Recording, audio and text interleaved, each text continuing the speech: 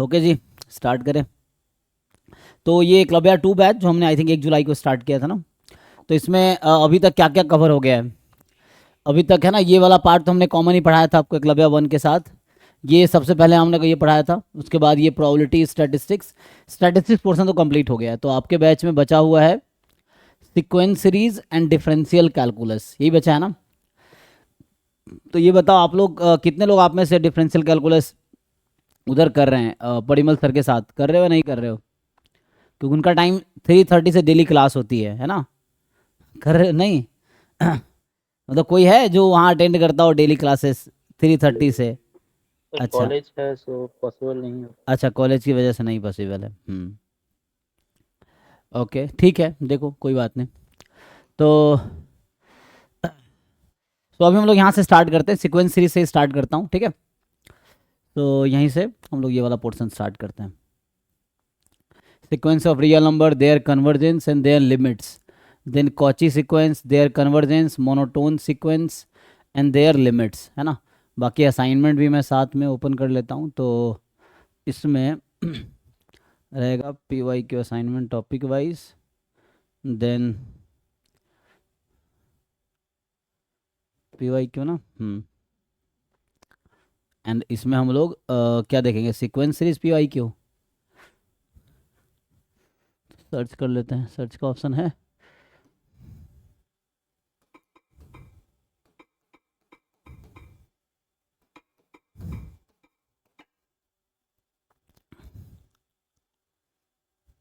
तो 5 से 24 MA का है ना। इसमें MA का भी PYQ है और MS का भी है। तो ये जैसे MA का 5 to 24, वैसे ही MS का भी होगा।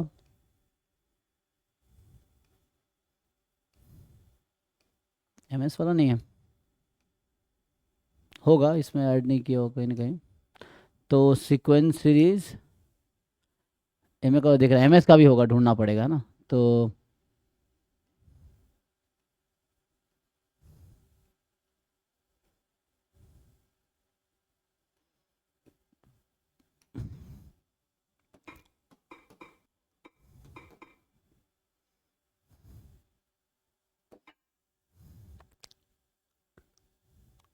तो MA वाला दिख रहा है, और ये रहा MS का, आई थिंक 24 5 तो एक साथ है।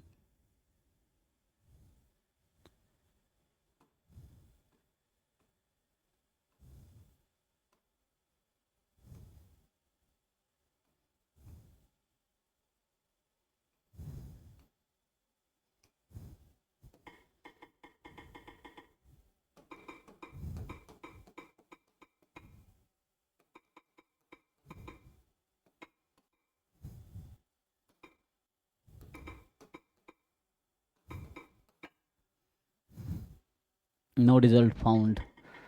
ठीक है, देखता हूँ, इसमें ऐड नहीं होगा इस फाइल में, ये कहीं और ऐड होगा फिर। ठीक है, एनीवे मैं कंटिन्यू करता हूँ, फिर देखते हैं।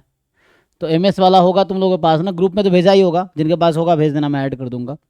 तो अभी इसमें मिल तो नहीं रहा है ना। ये जैसे ये MS का है तो है तो, लेकिन MS, ये MS का 23 तक ही है। 24 तक भी होगा, लेकिन वो 24 वाला फाइल इसमें है नहीं ना। ये 5 to 23 वाला है। 24 तक है कि नहीं, मैं उसको पूछता हूँ, इंजीत को होगा ही। तो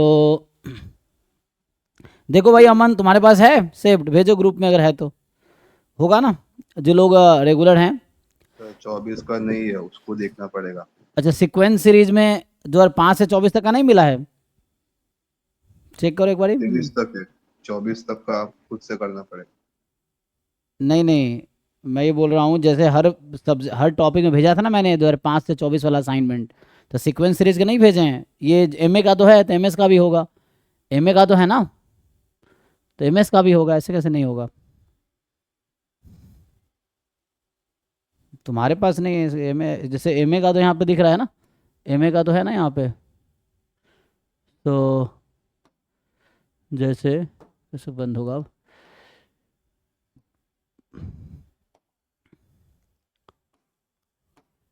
इसको क्लोज कैसे करेंगे भाई? तो नया सिस्टम आ गया इसमें। तो अच्छा, यहाँ से कट करना पड़ेगा। ठीक है। ये 5 से 24 है ना, ये MA वाला देखो। तो जैसे अगर 5 से 24 MA का है तो MS का भी होगा। ये जैम MA का है तो ऐसे MS का भी आया होगा, ठीक है। चेक करो भाई, जो लोग एकलव्या 1 में थे उनके पास होगा 5 से 24 वाला, ये ढूंढना पड़ेगा मुझे उसमें, है ना। भेजा तो होगा ही, जब सीक्वेंस सीरीज पढ़ाए होंगे तब भेजा होगा। एमएस का नहीं है, अच्छा तो मैं एमएस का बोलता हूँ, मिल जाएगा फिर। अगर नहीं है तो ओके, ऐसा कैसे ठीक है, उसको बोलता हूँ बना के भेज देगा। तो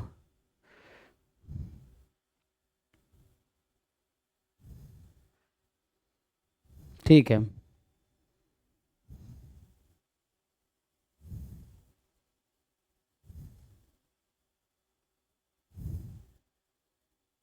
तो उसमें ध्यान नहीं दिया होगा, हो सकता है। चलो कोई नहीं, हम थ्योरी कंटिन्यू करते हैं। तो अभी 5/20 है, तो एम ए का है, तो एम ए का भी सॉल्व कर सकते हो, कोई दिक्कत नहीं। तुम एम ए का भी कर सकते हो, एम एस का भी, क्योंकि मैथ्स पोर्सन कॉमन ही है, सीक्वेंस सीरीज और इस सब में ना कॉमन ही है। तो अच्छा 23 to 44, ठीक है। ठीक है, तो ये तो मैं ग्रुप में भेज दूंगा, बाकी जिनको ट्राई करना है तो एकलव्या का भेज देना ना, ग्रुप में तो होगा ही, तुम लोग इसको डाउनलोड करके भेज देना, एम ए और एम एस वाला दोनों। अभी के लिए थ्योरी कंटिन्यू करते हैं, चलो। सो देख लेंगे जो भी है, कंटिन्यू करना है तो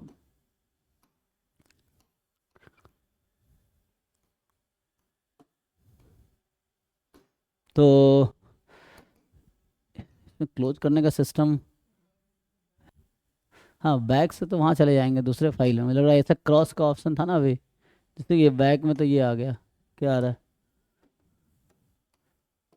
अच्छा ये है कट का ऑप्शन ना, ये कट वाला ऑप्शन आएगा, ओके। सिस्टम चेंज हो गया ना, ठीक है। तो अभी के लिए चलो सॉल्व तो करेंगे ही जब तक हैं। हाँ अब ये लग रहा है इधर से ही सिस्टम में लगाना पड़ेगा। ठीक है, तो यहाँ पे हम लोग अभी जब सर्च कर रहे हैं सीक्वेंस सीरीज,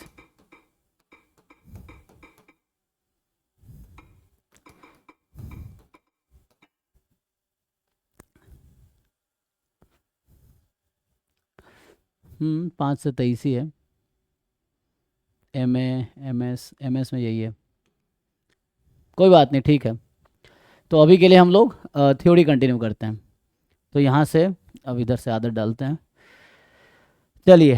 तो यहाँ से स्टार्ट करते हैं, सीक्वेंस का डेफिनेशन क्या है ना।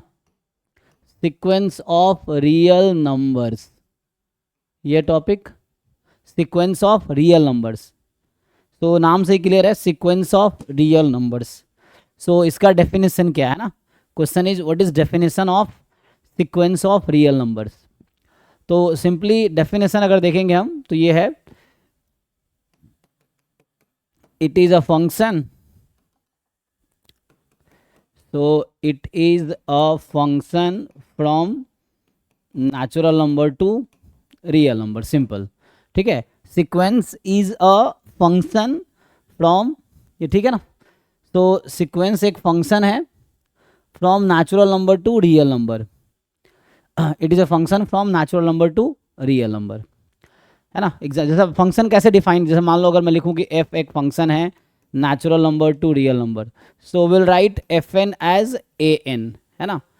सो दैट इज, ये एक फंक्शन है f n as a n, और डोमेन क्या है इसका, नेचुरल नंबर्स हैं। So domain is a natural number, तो सिंपली यहाँ पे आएगा आपके पास। सो सिक्वेंस जब हम लिखेंगे तो we write sequence like this, तो ये हो गया जैसे A1 A2 A3 and dot dot dot. तो यहाँ जब भी हम सीक्वेंस की बात करेंगे will talk about infinite sequence, है ना।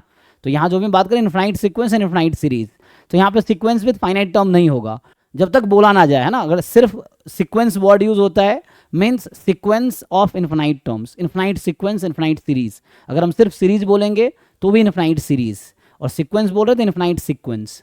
सो sequence means infinite sequence unless stated otherwise, अगर बोलता नहीं इतने टर्म है तो अदरवाइज सीक्वेंस का मतलब इन्फिनाइट टर्म्स होंगे, A1 A2 A3 and so on, this is a sequence. तो simple sequence is a function, और यहाँ पे एलिमेंट्स का ऑर्डर इंपॉर्टेंट है, तो सीक्वेंस सेट नहीं बनाएगा, है ना। रेंज ऑफ सीक्वेंस आप बोल सकते हैं सेट है, जैसे मैं अगर रेंज ऑफ, क्योंकि every function has domain and range, तो इस फंक्शन का डोमेन नेचुरल नंबर है, कोडोमेन आर है, रेंज डिपेंड करेगा सीक्वेंस की वैल्यू क्या है। जैसे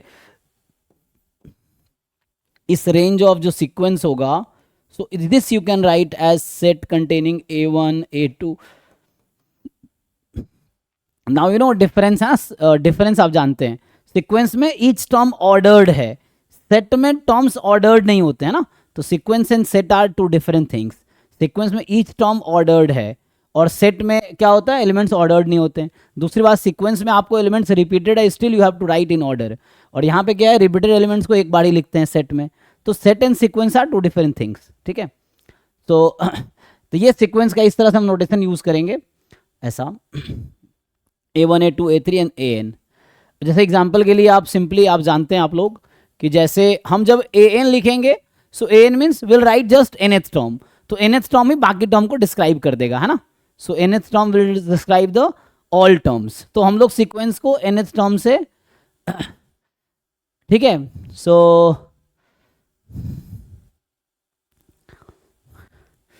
AN की जो वैल्यू है वो है -1 की पावर, एक मिनट ये क्या है भाई,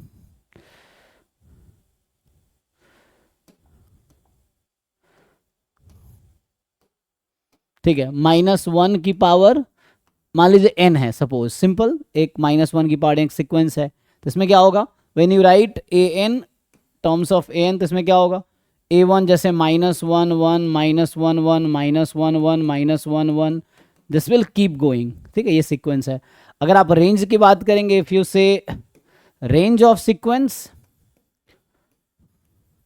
सो रेंज ऑफ सीक्वेंस -1 की पावर n, तो ये आएगा +1 और -1 सिंपली, है ना। तो रेंज इज प्लस और -1, range of sequence is this, but sequence ये 1 -1 है ना, -1 1 -1, दिस इज अ सीक्वेंस। और दूसरा एग्जांपल आप ले सकते हैं, so when you consider AN as 1/n, तो यू नो AN मीन्स यहाँ हो जाएगा 1 1/2 1/3 1/4 एंड सो ऑन, है ना। ये सिंपल सीक्वेंस है आपका।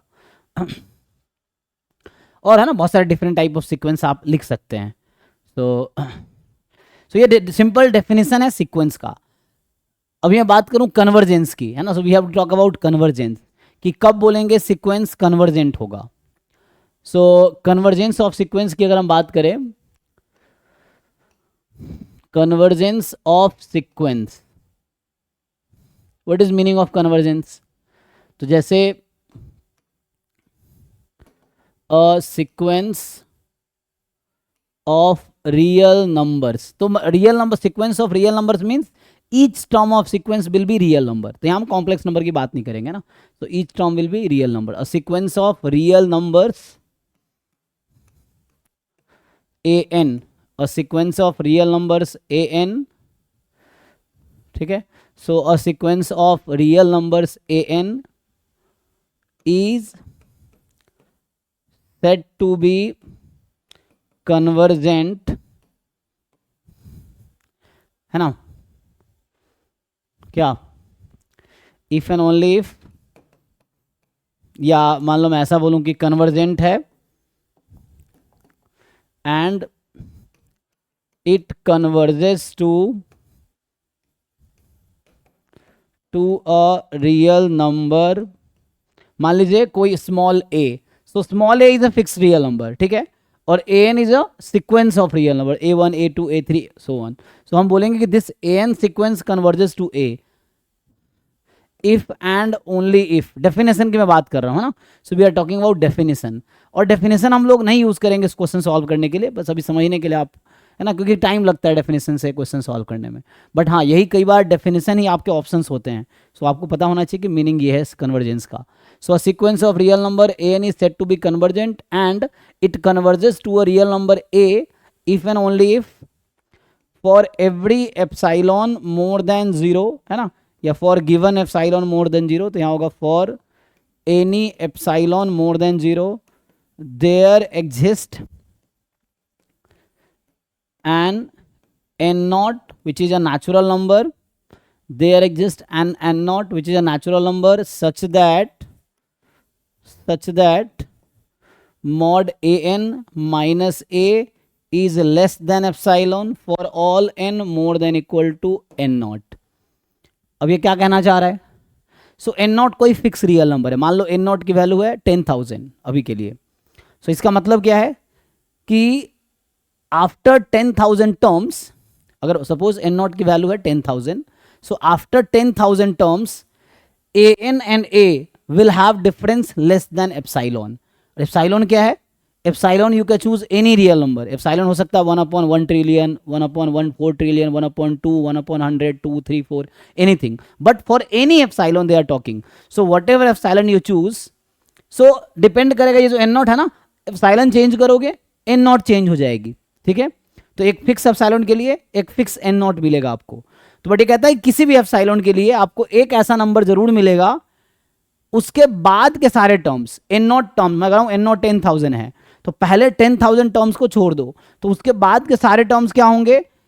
सीक्वेंस के सारे टर्म्स होंगे एक एक क्लोज आ जाएंगे। क्लोज का मतलब क्या है? नेबरहुड में आ जाएंगे। तो इसी को अगर मैं एक्सपैंड करूं तो आपको ये समझ आएगा इसका क्या मतलब है। तो इसको मैं अगर एक्सपैंड करूं जैसे अगले पेज पे करता हूं, है ना, and we write it as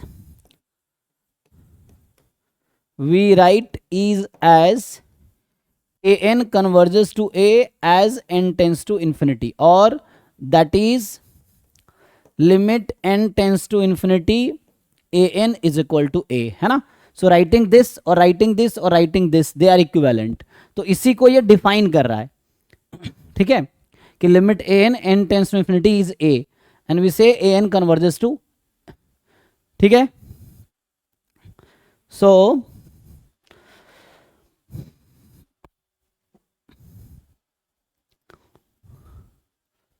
ठीक है भाई, तो ये तो डेफिनेशन है। अब वो क्या कर रहा है कि कोई भी एक एप्सिलॉन फिक्स करो, उसके लिए एक ऐसा नेचुरल नंबर मिलेगा जिसके बाद के सारे टर्म्स ए के नेबरहुड में आ जाएगा। तो मैं नेबरहुड की क्या बात कर रहा हूं, तो जैसे if we define neighbourhood of a, neighbourhood of a, so इसका मतलब है कि ए इज अ नंबर। अभी जैसे मैं उसी को एक्सपैंड करता हूं जो हमने लिखा था, हमने वहां क्या लिखा है, for all epsilon more than 0 there exists n naught belongs to natural number such that an minus a will be less than epsilon। इसको आप ओपन करो, है ना, तो यू जस्ट एक्सपैंड दिस, तो इसको आप एक्सपैंड करोगे तो क्या होगा, दैट इज, तो यहां से चलो इसको ऐसे लिखता हूं, सो this will give you an minus a less, mod खोल दो, है ना। सो मॉड को जब खोलोगे तो क्या होगा, मॉड को जब आप ओपन करोगे an minus a less than epsilon more than minus epsilon. So यहाँ से an की वैल्यू होगी a प्लस एप्सिलॉन और यहाँ से a माइनस एप्सिलॉन, यही होगा। So an between a minus epsilon to a plus, देखो अब यहाँ है a माइनस एप्सिलॉन, यहाँ पे है a प्लस एप्सिलॉन, तो ये लेंथ आपका एप्सिलॉन है, ये लेंथ आपका एप्सिलॉन है, ठीक है। तो ये 2 एप्सिलॉन लेंथ का एक ऐसा हो गया ना, देखिए an माइनस a। तो यहाँ से क्या हो गया कि an will always belong to a minus epsilon to a plus epsilon. तो जब हम ऐसा लिखते हैं ना, an टेंस टू a, तो इसका मतलब यही है कि an lies in the neighbourhood of a, ठीक है ना। So here an lies in the neighbourhood of a। सो ये मतलब है कि an a के नेबरहुड में है। So whatever epsilon you fix, an must belong to this for all n more than equal to n naught. इसका मतलब है कि n नॉट टर्म्स के बाद सारे टर्म क्या होंगे, a के बहुत क्लोज आ जाएंगे, तो that's why it will converge to a, ठीक है। So that is the meaning. तो नेबरहुड ऑफ a का मतलब क्या है, a minus epsilon to a plus epsilon, जहां एप्सिलॉन क्या है, कोई पॉजिटिव रियल नंबर है, फॉर एप्सिलॉन मोर देन 0। हाँ, this is the meaning of convergence. So ये कन्वर्जेंट है, तो सिंपली लिमिट एग्जिस्ट करेगी तो हम बोलेंगे कन्वर्जेंट। तो इतना लिखने के बजाय मैं सीधा सीधा लिखूंगा कि an converges to a if and only if limit n tends to infinity an is equal to a। और बाकी है ना, थ्योरम ये होता है कि if an is a convergent sequence then limit जो होगा इसका, इसको बोलते हैं a is called limit of a, है ना। a को हम क्या बोलेंगे, लिमिट ऑफ द सीक्वेंस। सो जहां पे an की लिमिट जो भी आ रही है, लिमिट ऑफ द सीक्वेंस, और sequence converges to a। So then limit of sequence जो होगा, limit of an must be, या मैं इफ एंड ओनली इफ लिख सकता हूं, an is convergent sequence if and only if limit of an must be finite and unique, finite and unique. कोई sequence कब converge करेगी? जब उसकी लिमिट फाइनाइट आएगी और यूनिक आएगी। अभी चलिए मैं कुछ एग्जाम्पल लिखता हूँ। जैसे आपसे मैं पूछूं an बराबर 1/n है, तो ये कहाँ कन्वर्ज करेगी? सो आप क्या करेंगे?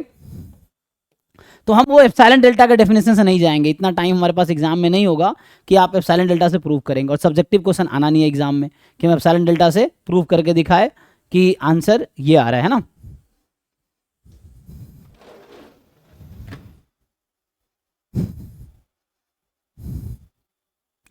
तो लिमिट ऑफ एन जब आप फाइंड करेंगे 1/n है, तो यहां से आएगा limit n tends to infinity.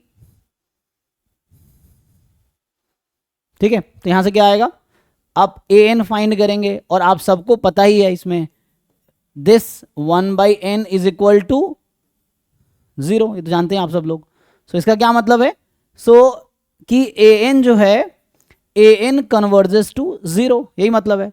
तो मतलब कुछ टर्म को छोड़ दोगे तो इस सीक्वेंस के सारे टर्म कहाँ चले जाएंगे? 0 के नेबरहुड में आ जाएगा, है ना। अगर आप ऐसे लिख के देखो, कुछ टर्म के बाद क्या होगा? इसके सारे टर्म 0 के नेबरहुड में आ जाएंगे। जैसे मैं अगर 1/n की बात कर रहा हूँ, तो जैसे सीक्वेंस 1/n मीन्स 1, 1/2, 1/3, 1/4, तो एक पॉइंट बाद क्या होगा? जैसे ये नंबर लाइन है, तो पहला टर्म की वैल्यू 1 है, दूसरा टर्म 1/2, तीसरा टर्म 1/3, फिर 1/4, ऐसा चल रहा है। एक पॉइंट बाद मान लीजिए यहाँ पे 0 है, तो सारे टर्म इस 0 के नेबरहुड में आ जाएगा। ठीक है, तो ये सारे टर्म क्या होगा? हालांकि राइट नेबरहुड में रहेगा, तो एक हर एप्सिलॉन के लिए एक ऐसा n जरूर मिलेगा जिसकी वैल्यू है ना 0, तो वो 0 n जितना लार्ज लेंगे वो 0 के उतना नेबरहुड में आ जाएगा। That's why it converges to 0, है ना, कि 0 को अप्रोच करेगी। सो जो 1/n सीक्वेंस है इसकी लिमिट क्या है? तो ये कहता है कि for any epsilon more than 0 there exist n0 belongs to natural number such that ये जो 1/n माइनस 0 का डिफरेंस एप्सिलॉन से छोटा हो जाएगा for all n more than equal to n0। अगर मैं वैसा डेफिनेशन के टर्म में लिखूं तो ये भी प्रूव किया जा सकता है थ्योरेटिकली, जो कि आपको बुक में मिल जाएगा। आप कोई भी बुक उठाएंगे तो उसमें एप्सिलॉन डेल्टा से प्रूव कर रखा होता है। लेकिन हमें प्रूफ में ज़्यादा इंटरेस्ट नहीं है, हमें क्वेश्चन सॉल्व करना है एग्जाम का। एग्जाम में इतना टाइम नहीं कि हम प्रूफ करें किसी स्टेटमेंट को, तो हमें रिजल्ट याद रखना है, थ्योरम याद रखना है और उससे आंसर से टिक करना है। ठीक है, तो इससे भी प्रूफ किया जा सकता है, बट अभी हम जानते हैं limit n tends to infinity, तो हमें लिमिट निकालना होगा, तो हमें एप्सिलॉन डेल्टा लगाने के बजाय हम ये तरीका यूज करेंगे, है ना। So will find this actually. ठीक है, जैसे दूसरा एग्जाम्पल लो। अगर मैं दूसरा एग्जाम्पल लेता हूं आपके लिए कि -1 की पावर n अपॉन n, इसके टर्म्स को भी लिखेंगे तो पहला होगा -1/1, दूसरा होगा 1/2, तीसरा -1/3, चौथा 1/4 एंड चलता रहेगा -1/5। तो बताइए कहाँ पे कन्वर्ज करेगी? 0। ये भी 0 पे कन्वर्ज करेगी, है ना। सो -1/n की पावर n, तो अगर अब यहाँ पे क्या होगा? n ऑड हो या इवन हो, क्योंकि डिनोमिनेटर में n है, तो एट द एंड ये 0 पे ही ले जाएगा। अगर आप नंबर लाइन पे ही बना के देखेंगे तो होता क्या है ना, मान लो ये 0 यहाँ पे है, तो एक बार जैसे -1, फिर इधर +1/2, -1/3, +1/4, तो एक टाइम बाद 0 के नेबरहुड में सारे टर्म्स आ जाएंगे। कुछ टर्म को अगर आप छोड़ दोगे इनिशियली तो उसके बाद के सारे टर्म्स 0 के नेबरहुड में आ जाएगा। So that's why it converges to 0। ठीक है, तो यहाँ से ऐसे भी आप n को इन्फिनिटी रखेंगे तो 0 ही आ जाना है इसको, क्योंकि आपको ऐसा लगेगा अच्छा कि जैसे n अगर ऑड है तो ये -1/n बनेगा, n इवन है तो 1/n बनेगा, और आप यहाँ लिमिट लगाएंगे n टेंस टू इन्फिनिटी, तो दोनों केस में आंसर 0 ही आएगा, है ना। तो ये भी 0 पे जाएगी, ये भी 0 पे जाएगी, तो एट द एंड 0 पे ही जाना है। तो इसका लिमिट क्या है? 0 है। तो हम बोलेंगे कि दिस सीक्वेंस कन्वर्जेस, तो ये जो सीक्वेंस लिख रहे हैं -1/n converges to 0 as n tends to infinity. ठीक है, व्हाट अबाउट थर्ड एग्जाम्पल अगर लिखूँ कि सपोज मेरा सीक्वेंस है -1 की पावर n, इसकी लिमिट क्या होगी? तो यहाँ प्रॉब्लम क्या है? जब आप लिमिट निकाल रहे होंगे तो इसके टर्म्स क्या हो रहे हैं? देखिए जैसे बीच में मान लीजिए 1 -1, तो जैसे -1 1 -1 1 -1 1, तो आपको लगता है n बहुत लार्ज हो जाएगा, किसी एक नंबर के वो नेबरहुड में आ जाएगा हमेशा? ऐसा होगा ही नहीं। So this will never come in, है ना। डेफिनेशन कहता है कि कुछ टर्म को तुम छोड़ दोगे तो वो किसी एक नंबर के सारे टर्म एक नंबर के नेबरहुड में आ जाएगा, बट ये कभी किसी एक नंबर के नेबरहुड में आएगा ही नहीं। एक बार 1 -1 1 -1 ओसिलेट करता रहेगा, तो अगर आपसे पूछा जाए कि what is the limit of a n, n tends to infinity, क्या आंसर लिखेंगे आप? क्या आंसर होगा इसका? Does not exist. है ना, तो सिंपल होगा डज नॉट एग्जिस्ट, तो इसका आंसर होगा डज नॉट एग्जिस्ट। ठीक है, सो this will B does not exist, क्योंकि -1 ऑड है, 1 जब n इवन है, तो ये तो है ना कभी एक नंबर के नेबरहुड में आएगा ही नहीं, तो एक नंबर के नेबरहुड में आएगा ही नहीं, तो ये फाइनली क्या हो जाना है? ठीक है, तो यहां से simply so does not exist होगा ना this, so limit does not exist. क्यों? अभी आपने पढ़ा था कि लिमिट कब एग्जिस्ट करेगी, तो यहां पे हमने लिखा है कि n is convergent sequence if and only limit must be finite and unique. तो फाइनाइट तो लेकिन यूनिक होनी चाहिए, one sequence can not converge to more than one limit, है ना, तो इसलिए इसको फाइनाइट और यूनिक होना पड़ेगा। बाकी ठीक है, तो ये तो हो गया कन्वर्जेंस का कॉन्सेप्ट। इसमें बहुत सारे है ना, हम लोग कुछ एग्जांपल्स डिस्कस करते हैं, जैसे अब मैं कुछ थ्योरम लिख देता हूँ, फॉर्मूला जो आप जानते होंगे, है ना, तो मेनली जैसे आपसे पूछा जाता, अभी तो मैंने लिखा, सो इसमें जैसे मान लो अगर प्रूफ ही करना है, let's say limit n tends to infinity 1 + 1/n की पावर n, इसका लिमिट क्या आता है आप लोग, चलो इसके बाद में बात करते हैं, हम लोग सीक्वेंस के बारे में बात करते हैं। सो ये भी एक एग्जांपल के तौर पे लेट्स कंसीडर दिस कि this is an, so what is limit of this sequence, इसमें क्या करेंगे आप, जैसे इसके अगर आप टर्म्स निकालेंगे, तो जैसे पहला टर्म n को अगर मैं 1 रखूं तो क्या आंसर आएगा, तो ये होगा 1 + 1/2, मतलब सिंपली 3/2, है ना, फिर n को 2 रखेंगे तो 1 + 1/3, तो 4/3, और इसका स्क्वायर हो जाएगा, एक मिनट यहाँ स्क्वायर होता ना, हमने 1 रखा पहले ना, 1, एक मिनट 2 से स्टार्ट कर लिया, सो 1 रखेंगे, सो 1 + 1 2, फिर उसके बाद 1 रखा पहले, n को 1 रखेंगे, है ना, so we start n with 1, so 1 + 1, फिर 1 + 2 3/2 का स्क्वायर, फिर 4/3 का क्यूब, ये चलता रहेगा, 5/4 का पावर 4 एंड सो ऑन। अब क्वेश्चन ये है, अच्छा मैं आपसे अगर पूछूं इस क्वेश्चन में, जैसे पहला ऑप्शन मैं बनाता हूं कि a n belongs to rational number for all n belongs to natural number, दूसरा लिमिट n, मैं जस्ट क्वेश्चन बना रहा हूं, आपको बताना है क्या आंसर होगा इसका, सो अभी जस्ट एज अ क्वेश्चन लिखते हैं हम लोग, क्योंकि इस तरह क्वेश्चन एग्जाम में भी पूछे जाते हैं। Limit n tends to infinity is a rational number, option 3 limit n tends to infinity a n is not a rational number, या option D a n is not convergent. तो not convergent को हम divergent बोलेंगे, ठीक है ना, not convergent जब होगा डाइवर्जेंट। आपको क्या लगता है क्या सही है इसमें, क्या क्या ऑप्शन करेक्ट? ऑप्शन सी होगा। बाकी लोग बताइए, Q is a set of rational numbers, more than one option भी करेक्ट हो सकता है, तो क्या क्या आंसर्स होंगे?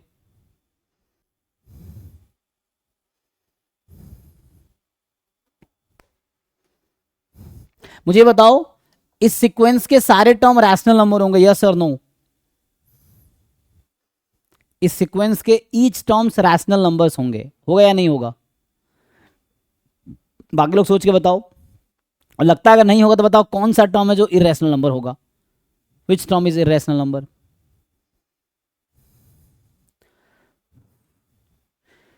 हमने पहला ऑप्शन लिखा है n is a rational number for every n belongs to natural number, मतलब मैं कोई भी नेचुरल नंबर n पुट करूंगा, सीक्वेंस का हर टर्म एक रैशनल नंबर है, यस और no? Every term of the sequence is a rational number. क्या लग रहा है तुम्हें, रैशनल नंबर क्या होता है, जिसको p/q के फॉर्म में लिख सकते हैं, p and q are integers, तो ऐसा है कि नहीं है? यस सर, लिख सकते हैं सबको। Yes it is correct, but क्या इसका लिमिट क्या आता है, आप लोग फॉर्मूला ऑलरेडी जानते हैं, हम प्रूव भी कर सकते हैं हम लोग। So limit n tends to infinity 1 + 1/n की पावर n, कितना आता है, ये e आता है, आप लोग जानते होंगे, अभी मैं प्रूव करता हूं कैसे आता है। सो और e क्या होता है, e रैशनल है क्या, e is not a rational number, so ये भी सही है, ये गलत है, ये गलत है। तो कई बार एग्जाम में स्टेटमेंट सीक्वेंस नहीं, बहुत सारे स्टेटमेंट बेस्ड क्वेश्चन है, कॉन्सेप्ट बेस्ड क्वेश्चन, तो उसमें ऐसा लिखा होगा कि there exist sequence of rational number which converges to irrational number, true और फॉल्स। तो आंसर इज ट्रू, यही एग्जांपल है।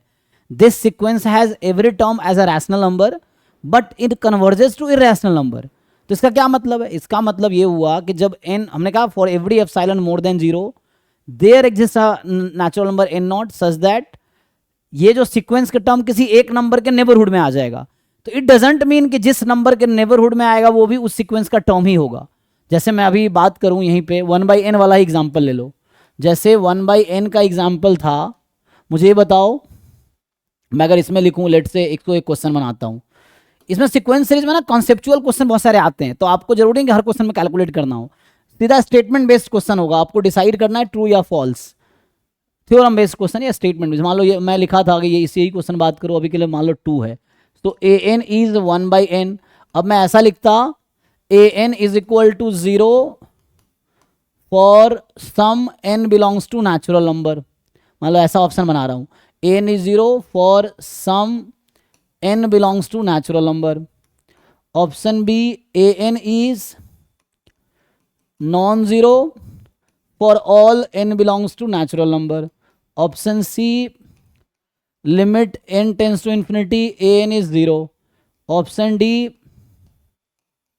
Limit n tends to infinity an is non zero. मान लो ऐसा लिख दिया मैंने, तो क्या लगता है इसमें क्या क्या करेक्ट ऑप्शन होगा?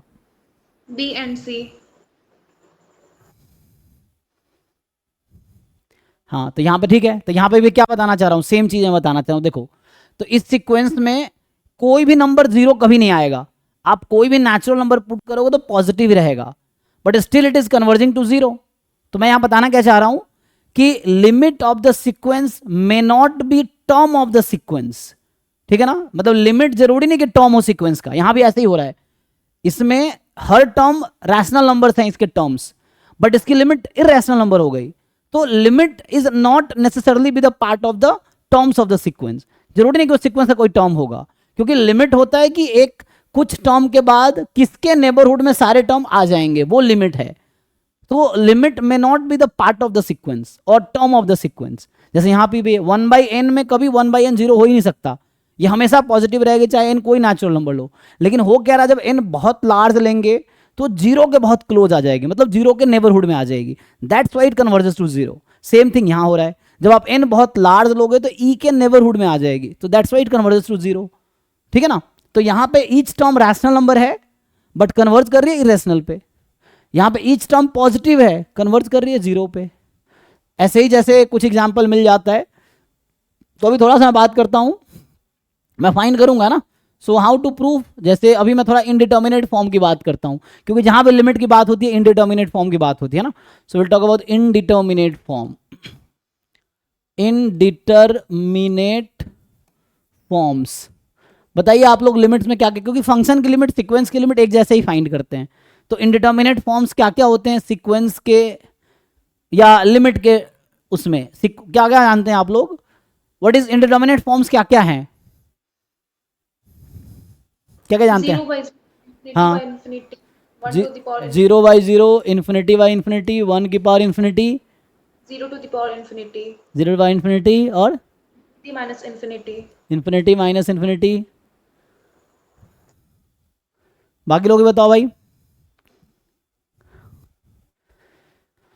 कितने इंडिटर्मिनेट फॉर्म्स होते हैं टोटल? 7. तो कहाँ है, तो कितने हुए आपके? 5 हुए, अभी देखना पड़ेगा सब सही है कि नहीं है। बाकी लोग बताइए।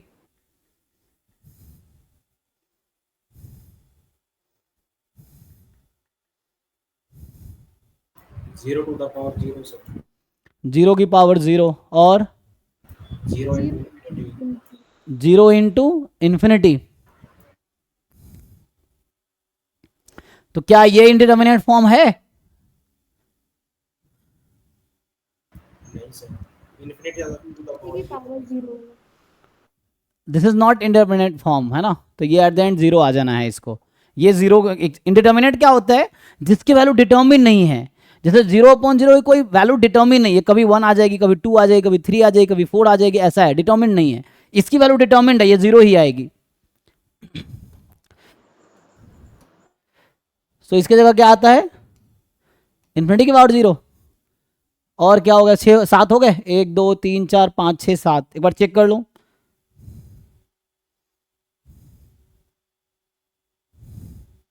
ठीक है, तो ये 7 इंडिटर्मिनेट फॉर्म्स हैं, सब पे आप कुछ क्वेश्चंस लिख सकते हैं। तो देखो, अगर आप जैसे n tends to infinity put करेंगे और इनमें से कोई एक फॉर्म बनता है, then you can not write that answer, so you have to solve further और you have to find the alternative approach, है ना, आपको ऑल्टरनेटिव अप्रोच ढूंढना पड़ेगा उसके लिए। तो उसके लिए कई सारे तरीके हैं, जैसे अभी मैं पिछला एग्जाम्पल डिस्कस कर रहे थे हम लोग कि ये जो हमारा क्वेश्चन 1 था कि मुझे इसका लिमिट चाहिए, हालांकि आप लोग जानते हैं, बट क्वेश्चन है आता कैसे है ये, है ना, ये ई आया कैसे, तो उसके लिए हम क्या करेंगे, मान लो हमें नहीं पता लिमिट क्या है ना, so we don't know what is the limit, अभी के लिए मान लिया एल इज द लिमिट, अब मुझे जानना है तो अभी किस फॉर्म का है, अगर आप पुट करेंगे इसको एन को इन्फिनिटी, तो 1 की पावर इन्फिनिटी हो जाएगी, तो ऐसे तो सॉल्व होगा नहीं। तो इसके लिए फॉर्मूला है, या तो आप लॉग लगाए ऐसे कर लीजिए, या फॉर्मूला है। तो कई सारे थ्योरम्स हैं इसके लिए, है ना हमारे पास, जैसे अभी इसमें एक थ्योरम हम यूज कर सकते हैं। तो एक थ्योरम ये होता है कि मान लीजिए limit x tends to a है, मैं इन जनरल फंक्शन के टर्म में लिख दे रहा हूँ, चाहे वो सीक्वेंस के टर्म में वो तो भी कोई दिक्कत नहीं है। x टेंस टू a है, fx की पावर gx है, और इसका फॉर्म 1 की पावर इन्फिनिटी है, देन हम लोग क्या लिख सकते हैं, है ना, या मैं ऐसा बोल रहा हूँ, सच दैट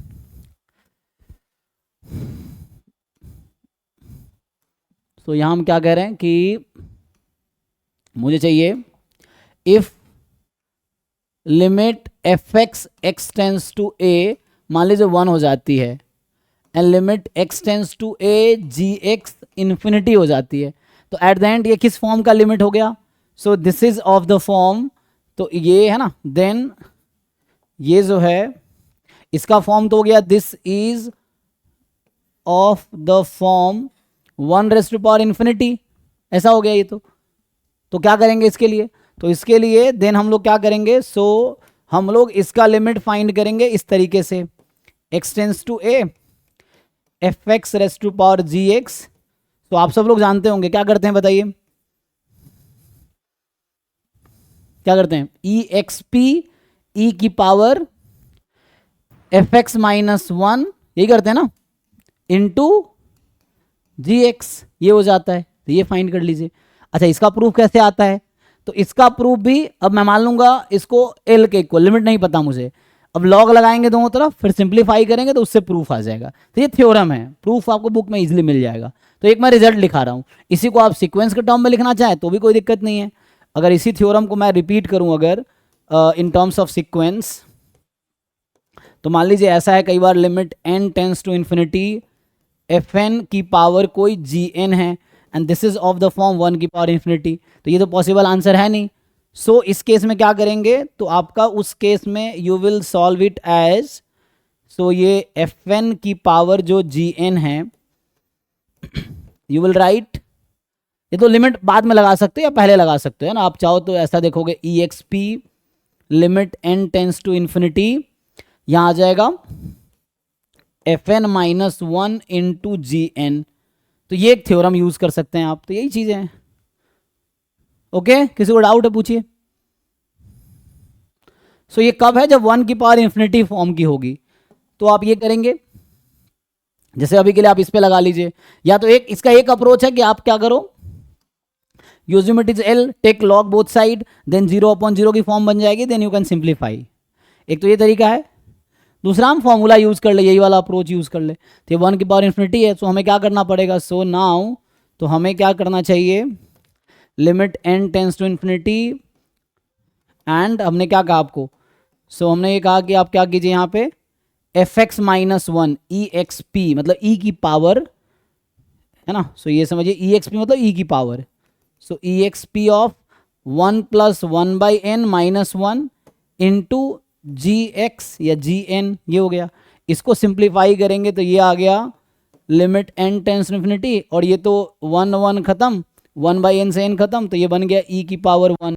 अब तो n है ही नहीं कि पुट किया जाए, तो आंसर इज e की पावर 1, ऐसा हो गया ना। तो सिंपल इससे कर सकते, थ्योरम से कर सकते हैं, या आप नहीं याद है थ्योरम तो डायरेक्ट भी हो जाएगा। You assume it is L, take log both side, then 0.0 form में ऐसा कुछ आ गया, इन्फिनिटी अपॉन इन्फिनिटी का फॉर्म आ जाएगा, उससे भी सॉल्व कर सकते हैं आप लोग। लॉग का एक्सपेंशन यूज कर सकते हैं, है ना। तो कई सारे अप्रोच है। तो इंडिटरमिनेट फॉर्म में लिमिट नहीं, एक ये फॉर्म है। और क्या जानते हैं आप लोग, एक तो जैसे आता है, ये तो हो गया सिंपली 1 की पावर इन्फिनिटी फॉर्म को सॉल्व करने का। 0/0 या इन्फिनिटी बाई इन्फिनिटी में क्या यूज करते हैं आप लोग, जब 0/0 या इन्फिनिटी अपॉन इन्फिनिटी है तो क्या लगाते हैं, एल हॉस्पिटल। तो एल हॉस्पिटल रूल या एल हॉस्पिटल रूल जैसे भी लिखो आप, तो एल हॉस्पिटल रूल।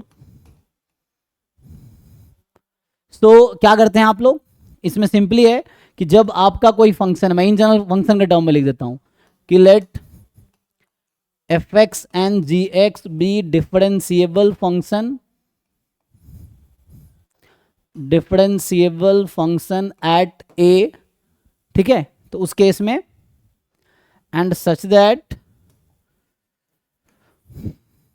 कि ऐसा हो, आपको फाइंड करना हो limit x tends to a fx upon gx।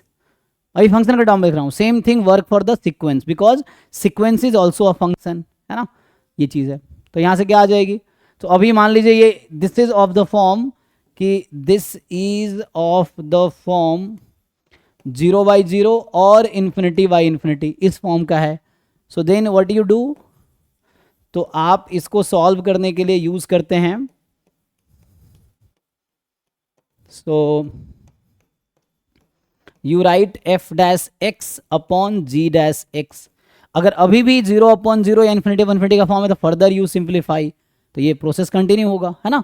और अगर मान लो एग्जिस्ट करता है यहाँ पे, तो f dash a upon g dash a, if it exist, अगर अभी भी 0/0 या इन्फिनिटी का फॉर्म है तो आप प्रोसेस को फर्दर कंटिन्यू करेंगे। तो ये चीज़ है। तो ये तो हो गया सिंपली फंक्शन के टर्म में, यही चीज़ें वैलिड होगी सीक्वेंस के टर्म में भी।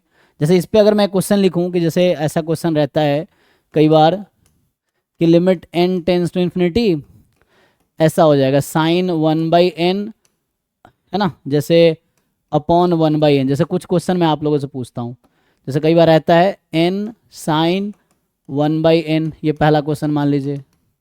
दूसरा है limit n tends to infinity 1/n sine 1/n। तीसरा क्वेश्चन है limit n tends to infinity n sine n, है ना। या चौथा हो सकता है limit n tends to infinity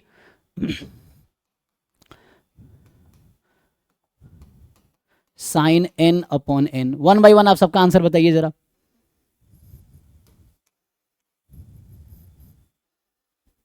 ये सब सीक्वेंस है, you consider it as a sequence, an an an an, this are sequences.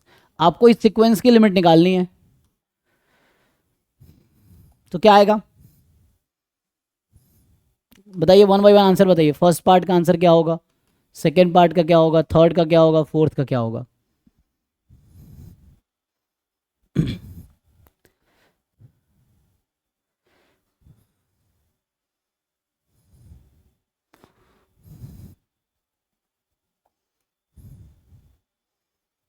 Calculate करो, बताओ जल्दी, ट्राई करो, गलती होगा कोई दिक्कत नहीं है, ट्राई करोगे सीखोगे, नहीं ट्राई करोगे फिर एग्जाम में गलती होगी।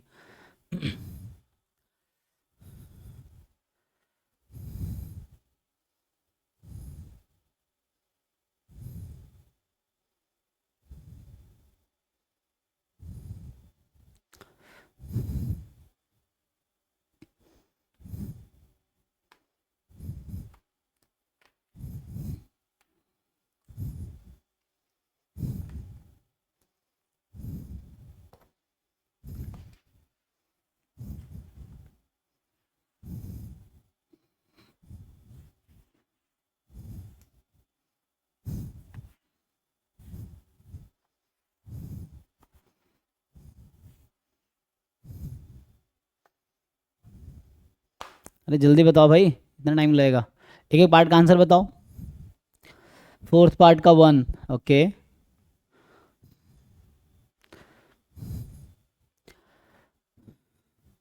तो अभी के लिए मैं बताऊं, आप लोगों ने लोअर क्लास में पढ़े होंगे कुछ फॉर्मूले, जैसे मैं लिख रहा था ना अभी, जैसे आप लोग लोअर क्लास में कुछ फॉर्मूला पढ़े होंगे 11th-12th में, कि limit x tends to 0 sine x upon x 1 होता है, limit x tends to 0 1 minus cos x upon x, ये 0 होगा, इसको ऐसे भी सॉल्व कर सकते हो।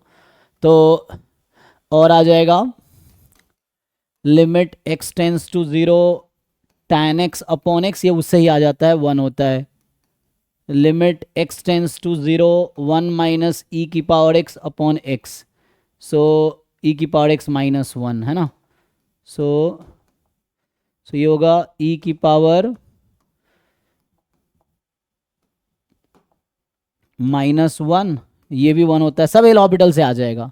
और आप जानते होंगे limit x tends to 0 log 1 plus x minus 1 upon x, नहीं -1 नहीं, just log 1 upon x upon x, है ना, क्योंकि x को 0 रखेंगे तो 0 अपॉन 0 का फॉर्म, ये भी 1 आता है एट द एंड, और सब एल ऑर्बिटल से आ जाएगा। प्रूफ कीजिए एल ऑर्बिटल से एक बार, अभी 0 अपॉन 0 या इन्फिनिटी ऑफ इन्फिनिटी आएगी, एल ऑर्बिटल रूल लगाइए, आंसर सीधा सीधा आ जाएगा।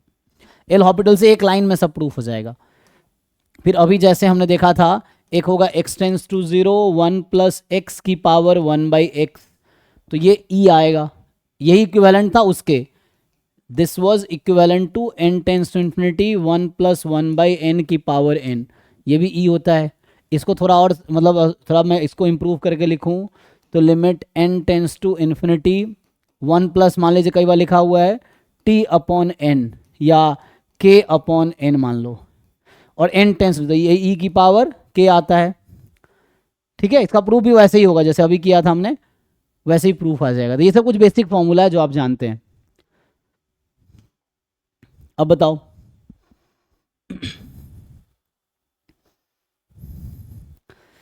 फोर्थ का 1, 1 का 1, 1 का 0, अच्छा फिर 4 का 0, ओके, अलग अलग आंसर आ रहा है ना। तो देखो इसको अगर हम ठीक से लिखे तो limit n tends to infinity, इसको लिख सकते हैं sine 1 by n upon 1 by n, और n टेंस टू इन्फिनिटी है तो 1 बाई एन 0 पे जाएगी, ये भी 0 पे जाएगी, तो 0 अपॉन 0 का फॉर्म है। तो अगर 1 बाई एन का नाम मैं x रख दूं तो ये हो जाएगा sine x upon x, x tends to 0, क्योंकि n टेंस टू इन्फिनिटी है, तो इसका फॉर्मूला ही होता है 1, तो ये तो कोई दिक्कत नहीं है।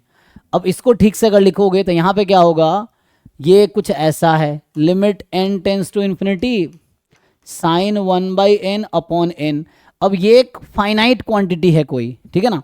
अच्छा n टेंस टू अगर इन्फिनिटी रख भी दो तो 1 बाई एन 0 हो जाएगी, और इन्फिनिटी तो 1 बाई इन्फिनिटी 0, तो एट द एंड ये 0 पे ही खींच के जाएगा। क्यों?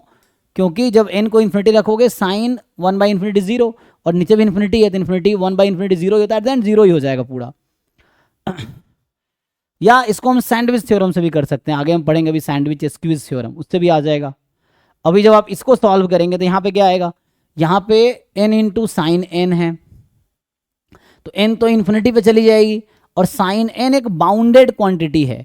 क्यों? क्योंकि साइन की वैल्यू -1 और 1 के बीच होती है, तो ये कोई बाउंडेड है, लेकिन इसमें डिपेंड करेगा, है ना। अगर n टेंस टू इन्फिनिटी है तो अगर साइन n है ना, n बहुत लार्ज है तो +-1 कुछ भी हो सकता है, तो ये होगा डज नॉट एग्जिस्ट, ठीक है, ये लिमिट आएगा डज नॉट एग्जिस्ट। क्यों? क्योंकि साइन n जब पॉजिटिव है तो ये प्लस इन्फिनिटी की तरफ जाएगी, साइन n जब नेगेटिव है तो ये माइनस इन्फिनिटी की तरफ जाएगी, तो लिमिट एग्जिस्ट नहीं करेगी, या इन्फिनिटी बोल सकते हो, प्लस माइनस इन्फिनिटी टाइप का, ठीक है। ठीक है, हाँ। और फोर्थ में समझो, अब जिन लोगों को लग रहा है ये 1 हो रहा है वो ध्यान नहीं दे रहे हैं कि 1 तब होता है जब ये 0 पे जाना चाहिए, बट क्या n 0 पे जा रहा है क्या? नहीं, यहाँ साइन n अगर 0 पे जाएगा तब इसकी वैल्यू 1 होगी, दिस विल नॉट बी 1। तो साइन तो बाउंडेड क्वांटिटी है, -1 और 1 के बीच का कोई फिक्स नंबर होगा, और n टेंस टू इन्फिनिटी है, तो some finite number upon infinity या some bounded number upon infinity, something upon infinity 0 पे चला जाएगा, तो इसका आंसर 0 है एक्चुअली। किसी को डाउट है पूछिए। तो इस तरह कई बार एग्जाम में बच्चे कंफ्यूज हो जाते हैं, ये सब एग्जाम में भी कई बार ऑप्शंस में आएगा, लेकिन है ना, अब कंफ्यूज नहीं होना है इसमें।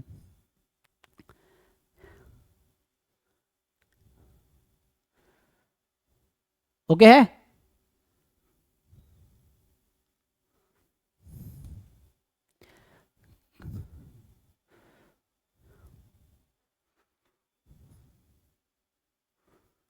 सो आगे देखो, जैसे अभी मैं एक वर्ड यूज़ किया सैंडविच थ्योरम, या उससे पहले एक और क्वेश्चन लिखो, मान लो ये क्वेश्चन नंबर 5 है। कई बार क्या रहता है, a n is equal to, जैसे लिखा था 2 + -1 तो पहले तो ये बताओ what is limit n tends to infinity. पहला पार्ट है a n is 2, option B है limit n tends to infinity a n is 1, तीसरा पार्ट है limit n tends to infinity,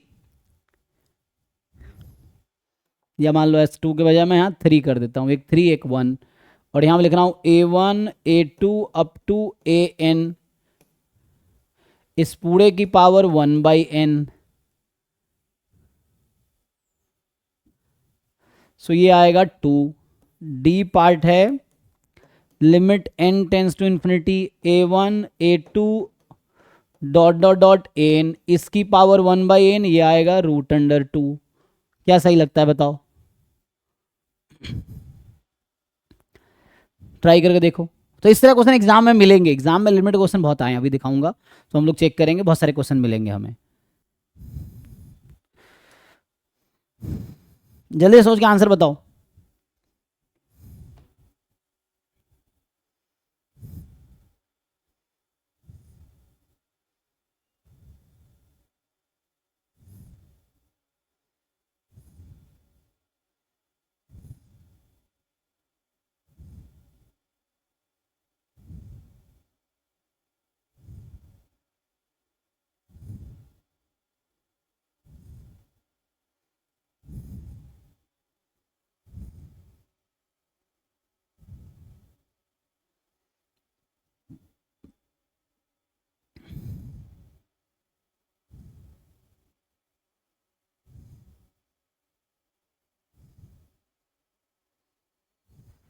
sir सी होना चाहिए इसका।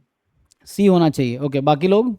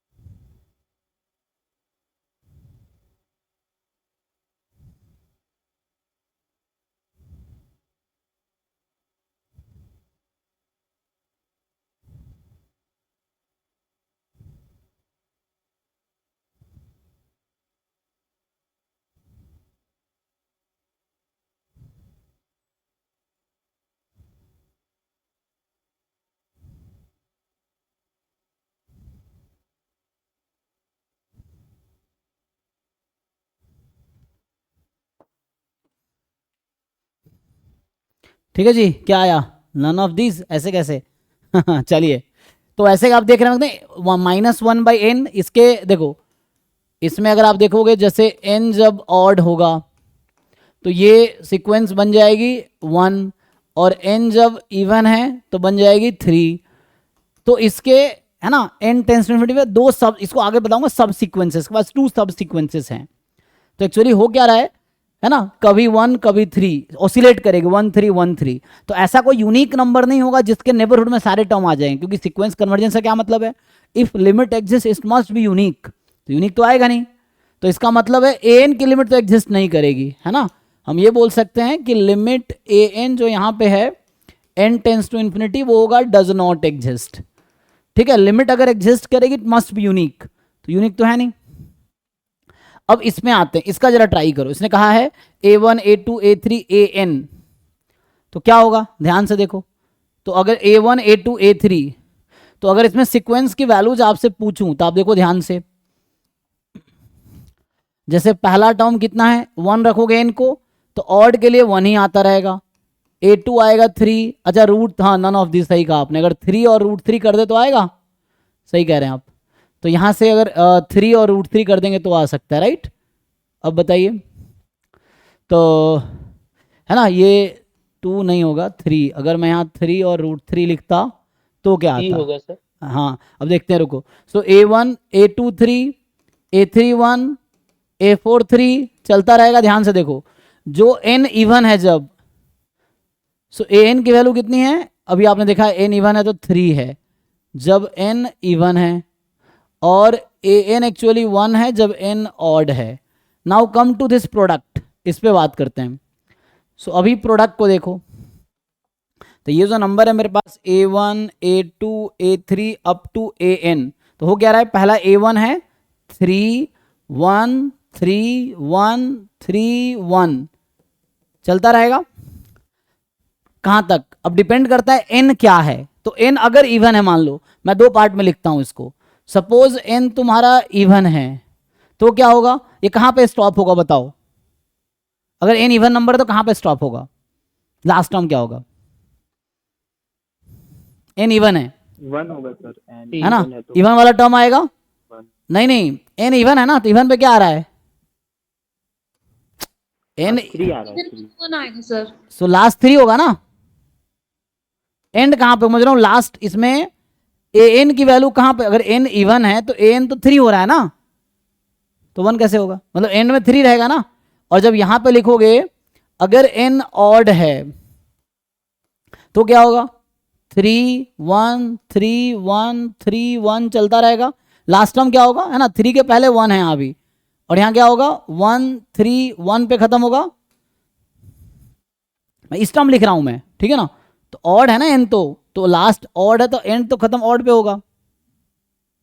ऑड की वैल्यू क्या है 1 थी। अब आपको पहचानना, देखो 1 को मल्टीप्लाई कोई फर्क पड़ेगा नहीं, तो इसमें बताओ 3 कितनी बार आया होगा, चेक करो, n जब इवन है तो इसमें 3 कितने बार आया, कितने times, how many times, times आएगा सर, इंफिनिटी टाइम्स आएगा। नहीं नहीं नहीं, अभी n कोई फिक्स नंबर है, मान लो n की वैल्यू 10 है, तो इसमें 3 कितनी बार आएगा, n/2 टाइम 5 बार आएगा ना, 5 बार 1 5 बार 3। मान लो यहाँ n 10 है फॉर एग्जाम्पल, तो a1 a2 a3 a 10 तक है, तो इसमें 5 बार 1 5 बार 3 है।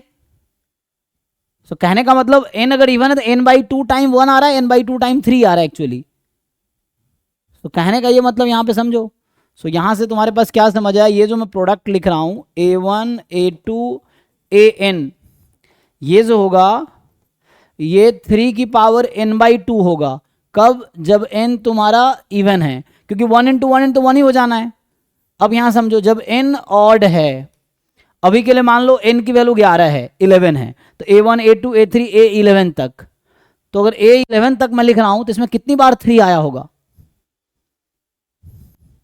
कितनी बार 1 आया होगा, 3 1 3 1 3 1 चल रहा है और 1 पे खत्म हो गया। तो बताओ 1 कितनी बार आया, 3 कितनी बार आया,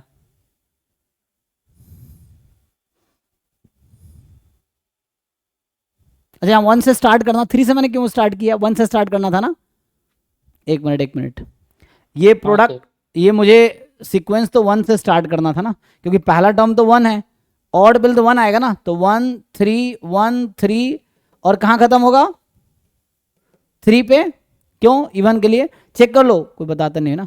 जैसे 1 3 1 3 1 3 1, जब ऑड है तो 1 पे खत्म होगा ना, और इवन और 3 पे खत्म होगा। चेक कर लो, पहला टर्म 1, दूसरा टर्म 3, तीसरा टर्म 1, चौथा टर्म 3, पांचवा टर्म 1, छठा term 3 and so on. In even है तो इवन इंडेक्स वाला टर्म 3 है, और यहाँ एन ऑड है तो 1 3 1 3 पहला टर्म, दूसरा टर्म, तीसरा, चौथा, पांचवा ऑड। मान लो 11वां टर्म है तो 1 पे खत्म होगा। तो यहाँ पे ठीक है, जितनी बार 1 है उतनी बार 3 है, 3 की पावर n/2 इज करेक्ट। इसमें कितनी बार 3 है मैं ये पूछ रहा हूँ। फॉर एग्जाम्पल मैं फिर से कह रहा हूँ 11 टर्म है, मान लो 11 टर्म है, 1 3 1 3 1 3 1 पे खत्म हुआ। तो how many 3s are there, how many 11 term में? 5 रहेंगे सर। हाँ, और 5 टाइम अगर 3 n रहेगा, कौन सा तो n 6 टाइम 1 रहेगा। तो जनरलाइज करो n इसको। minus 1/2 सो 3 की power n minus 1 n minus 1/2 n minus 1/2 ये रहेगा, क्योंकि 1 इंटू 3 तो 3 ही हो जाना है। तो पूछ रहा हूँ 3 कितनी बार, तो 3 n अगर 11 है ना तो 3 5 बार आया होगा। चेक करो, first, second, third, fourth, fifth, six, seventh, eight, ninth, 10th, 11th। तो 11 ज़्यादा n होना था, इनको 5 रख लो एग्जाम्पल के लिए। 5 रखोगे तो 1 3 1 3 1, यही 5 नंबर आएगा। 1 3 1 3 1, तो 3 कितनी बार, 2 बार आया। तो 5 माइनस 1/2 2 टाइम, तो ये आ जाएगा। अब इसमें क्या करना आपको, 1/n पावर लगा दिया। अब इसमें मैं 1/n पावर लगा देता हूँ। So now if you apply power 1/n a1 into a2 a1 a2 an, इस पूरे की पावर है 1/n, limit n tends to infinity. तो जब इसकी पावर 1/n लगा दोगे तो ये हो जाएगा, पावर 1/n लगाओ तो इस पूरे की पावर 1/n कितना बनेगा, ये 3 की पावर 1/2 आ जाएगा ये तो। और इसकी पावर 1/n तो क्या होगा, 3 की पावर n माइनस 1/2n, और यहाँ n/2n था, मैं ये कह रहा हूँ। अब बताओ n टेंस टू इन्फिनिटी पे ये कहाँ जाएगी, और n टेंस टू इन्फिनिटी पे ये कहाँ जाएगी, n टेंस टू इन्फिनिटी पे। तो ये जाएगी 3 की पावर 1/2 पे, ये भी जाएगी 3 की पावर 1/2 पे। तो ये हो जाएगा √3 और ये भी हो जाएगा √3। तो दोनों √3 हो गया, तो मतलब फाइनल आंसर क्या आना है, √3 ही आना है। चेक करो भाई ठीक से, अब जिनको अभी भी समझ नहीं आया, यू सी केयरफुल्ली।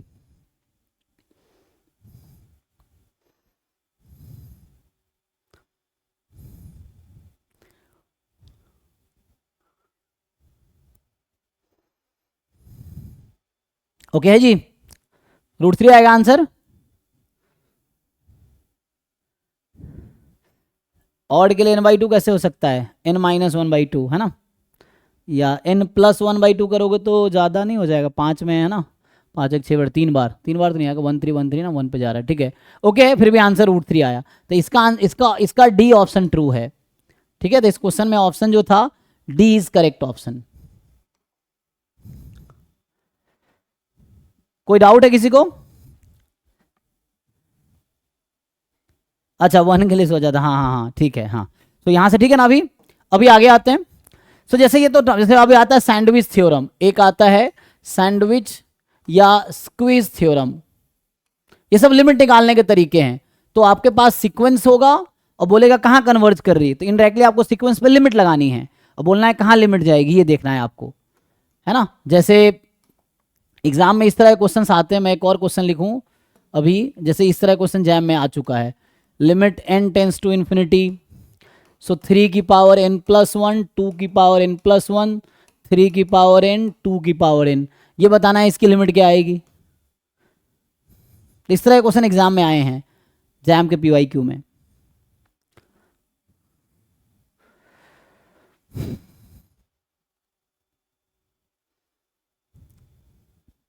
बोलो, ये तो आसान है, ट्राई करो, 1 मिनट टाइम था ना।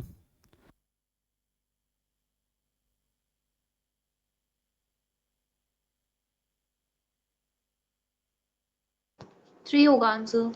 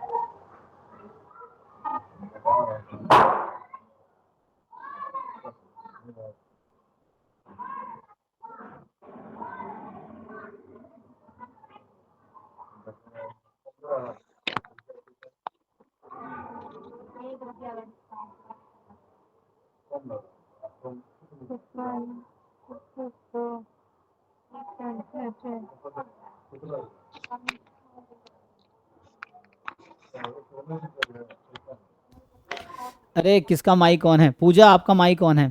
तो चलिए आगे करते हैं। चलिए तो आगे क्या है, इसका आंसर क्या आएगा?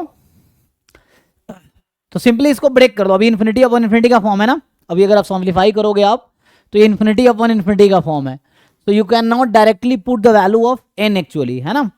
तो आपको क्या करना पड़ेगा, इसके लिए थोड़ा सा सिंप्लीफाई करना पड़ेगा। अब क्या सिंप्लीफाई कर सकते हो, सो आप डिफरेंट अप्रोच लगा सकते हो। आंसर सही बताया आपने, जिन्होंने आंसर बताए थे। तो इसको ऐसा लिख सकता हूँ 3 की पावर n इंटू 3, 2 की पावर n इंटू 2, है ना, और यहाँ 3 की पावर n, 2 की पावर n। होता क्या आप लोग जानते होंगे, एक सिंपल सा थ्योरम है, मैं यहीं पे लिख देता हूँ, देखो। तो ये थ्योरम क्या है, ये जो लिमिट r की power n tends to infinity, बताओ ये जीरो कब होगी? ये लिमिट जीरो कब आएगी? If and only if R is less than 1. हाँ, तो यहां से आएगा इफ एंड ओनली इफ, हाँ, mod r is less than 1 चल जाएगा, ठीक है। एंड ये पहला पॉइंट है। दूसरा में जैसे limit n tends to infinity r की पावर n, ये प्लस या माइनस इन्फिनिटी होगी या डज नॉट एग्जिस्ट होगी if and only if mod r more than 1। और r को अगर 1 रख दोगे तो 1 ही रह जाएगा, तो 1 की पावर पुट करने की जरूरत ही नहीं पड़ेगी ना। तो ये चीज़ है, ठीक है। तो अभी के लिए जस्ट मैं बताना चाह रहा हूँ आपको, इसको अगर आप यहाँ यूज़ करोगे तो limit n tends to infinity 2/3 की पावर n क्या आएगी, और limit n tends to infinity 3/2 की पावर n क्या आएगी। This is what and this is what. ऊपर में तो 0 आएगा, नीचे में इन्फिनिटी आएगा। ठीक है ना। सो न्यूमरेटर है ना, ये 0 है और ये इन्फिनिटी है आपका। तो सिंपली अब यहाँ पे कोशिश करो कि ऐसा बना लो ताकि 0 हो जाए, 2/3 की पावर n बना लो। तो 2/3 की पावर n का जब 3 की पावर n कॉमन, तो 3 की पावर n न्यूमरेटर से कॉमन लो, 3 की जो लार्जर नंबर है उसकी पावर n कॉमन ले लो। तो आप न्यूमरेटर से 3 की पावर n निकालो और डिनोमिनेटर से भी 3 की पावर n निकालो। सो 3 की पावर n बाहर करोगे 3 प्लस, तो आ जाएगा 2/3 की पावर n इंटू 2 अपॉन, यहाँ भी 3 की पावर n कॉमन लोगे तो आपका बचेगा 1 प्लस 2/3 की पावर n, यही है। अब ये तो कैंसिल हो गया, अब आप n को इन्फिनिटी रख दो, तो ये आ जाएगा 3 प्लस 0 इंटू 2 और ये आ जाएगा 1 प्लस 0, क्योंकि 2 की पावर 3 की पावर 0 हो जाना है। तो एट द एंड आंसर आ जाना है 3। बाकी ऐसे बहुत सारे फॉर्मूला टाइप भी है, वो भी लिख सकते हो। ओके जी। सो तो इस तरह के ना बहुत, हाँ जी प्रशांत बताइए, कुछ पूछना है बाकी लोगों को भी? आगे देखिए, तो यहाँ पे स्क्वीज या सैंडविच थ्योरम क्या कहता है कि लेट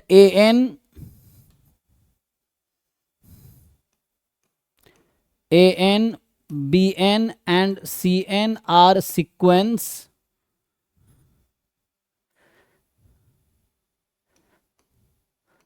such that, तो पहला रिलेशन तो ये है कि an is less than equal to bn is less than equal to cn for n more than equal to k, जहां k कोई नेचुरल नंबर है ना, जहां k कोई नेचुरल नंबर है, मान लीजिए n मोर देन इक्वल, किसी नंबर के बाद ऐसा हो रहा है। एंड एक और चीज दे रखा है कि limit n tends to infinity an equal है limit n tends to infinity cn के, ठीक। Limit n tends to infinity an, limit n tends to infinity cn दोनों इक्वल है। देन सो आप लोग ऑलरेडी जानते होंगे, so what is limit n tends to infinity bn, ये कितना आएगा? अच्छा ये मान लीजिए यहाँ पे फॉर एग्जांपल ये लिमिट l है ना, l बोल दिया, तो इसका आंसर भी l ही होगा। तो सिंपल है ना, स्क्वीज थ्योरम है कि स्मॉलर वाले की लिमिट l है, लार्जर वाले की लिमिट l है, तो l और l के बीच में जब आएगा तो इसका लिमिट भी l ही होगा, है ना। This is limit l, so bn will also have limit l only, ठीक है। सो सो ये सिंपल थ्योरम है जिसपे कई बार क्वेश्चंस आपको इजी पड़ता है। ये एक बार पढ़ लीजिए, कहीं क्वेरी है पूछिए, तो क्वेश्चन लिखता हूं उस पे बेस्ड में। ठीक है जी, जैसे इस तरह क्वेश्चन एग्जाम में आते हैं।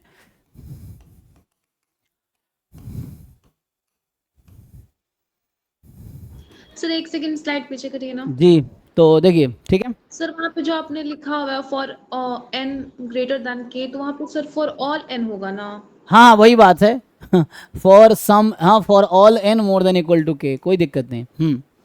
फॉर ऑल नहीं एन, नहीं, फॉर ऑल n होगा ना, ग्रेटर देन का नहीं ना आना चाहिए वहाँ पे। अच्छा for all n belongs to natural number, नहीं Yes, sir. जरूरी नहीं है, क्योंकि हम लोग यहाँ पे, दोनों सीक्वेंस के बीच में होना चाहिए ना, जो हाँ लेफ्ट राइट में है। नहीं, मेनली क्या है, कुछ टर्म को छोड़ दो। देखो हम लोग जब लिमिट की बात करते हैं तो मेनली हम बात करते हैं जब एन बहुत लार्ज है, तो हम टेल ऑफ द सीक्वेंस की बात करते हैं। सीक्वेंस का टेल मतलब पूंछ, है ना, शुरू के कुछ टर्म कैसा बिहेव कर रहा है उससे सीक्वेंस के लिमिट में कोई फर्क नहीं पड़ता है। तो हमने यहाँ क्या कहा है कि एन, ये रिलेशन अगर होल्ड करता है n more than equal to 10 के लिए, मान लीजिए कि ये रिलेशन 10 के बाद ही ऐसा हो रहा है, तब भी ठीक है, तब भी कोई दिक्कत नहीं है। क्यों? क्योंकि हम क्या यूज कर रहे हैं, n tends to infinity use कर रहे हैं, तो हम मेनली एन लार्ज के लिए यूज कर रहे हैं ना, तो लार्ज के लिए तो ओके रहेगा ये।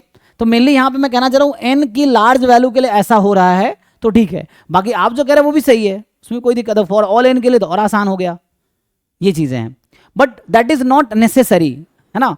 अगर वैसा है कि this holds for all n belongs to natural number तो भी ठीक है।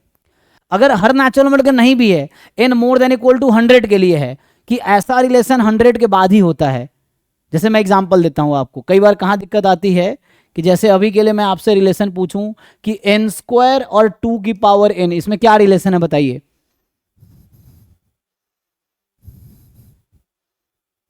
कोई सोच के बताओ। तो अगर 1 रखेंगे तो ये छोटी है ये बड़ी है, 2 रखेंगे तो दोनों इक्वल हो जाती है, 3 रखेंगे इक्वल रहेगा। तो समझ रहे हैं आप कहना क्या चाह रहा हूं। तो ये क्या होगा, 2 की power 3 8, 3 square 9, this holds for all n more than equal to 3। तो आप जो कह रहे हैं, अगर मैं वो स्टेटमेंट लिखूंगा तो यहां पे सैंडविच थ्योरम इस टाइप से मैं यूज नहीं कर पाऊंगा, लेकिन मैंने जो लिखा है तो इसके लिए हमें अगर जरूरत पड़ी तो हम इस पे सैंडविच थ्योरम लगा सकते हैं, अगर जरूरत पड़ी तो कभी ऐसा। समझ रहे हैं क्या बोल रहा हूं मैं।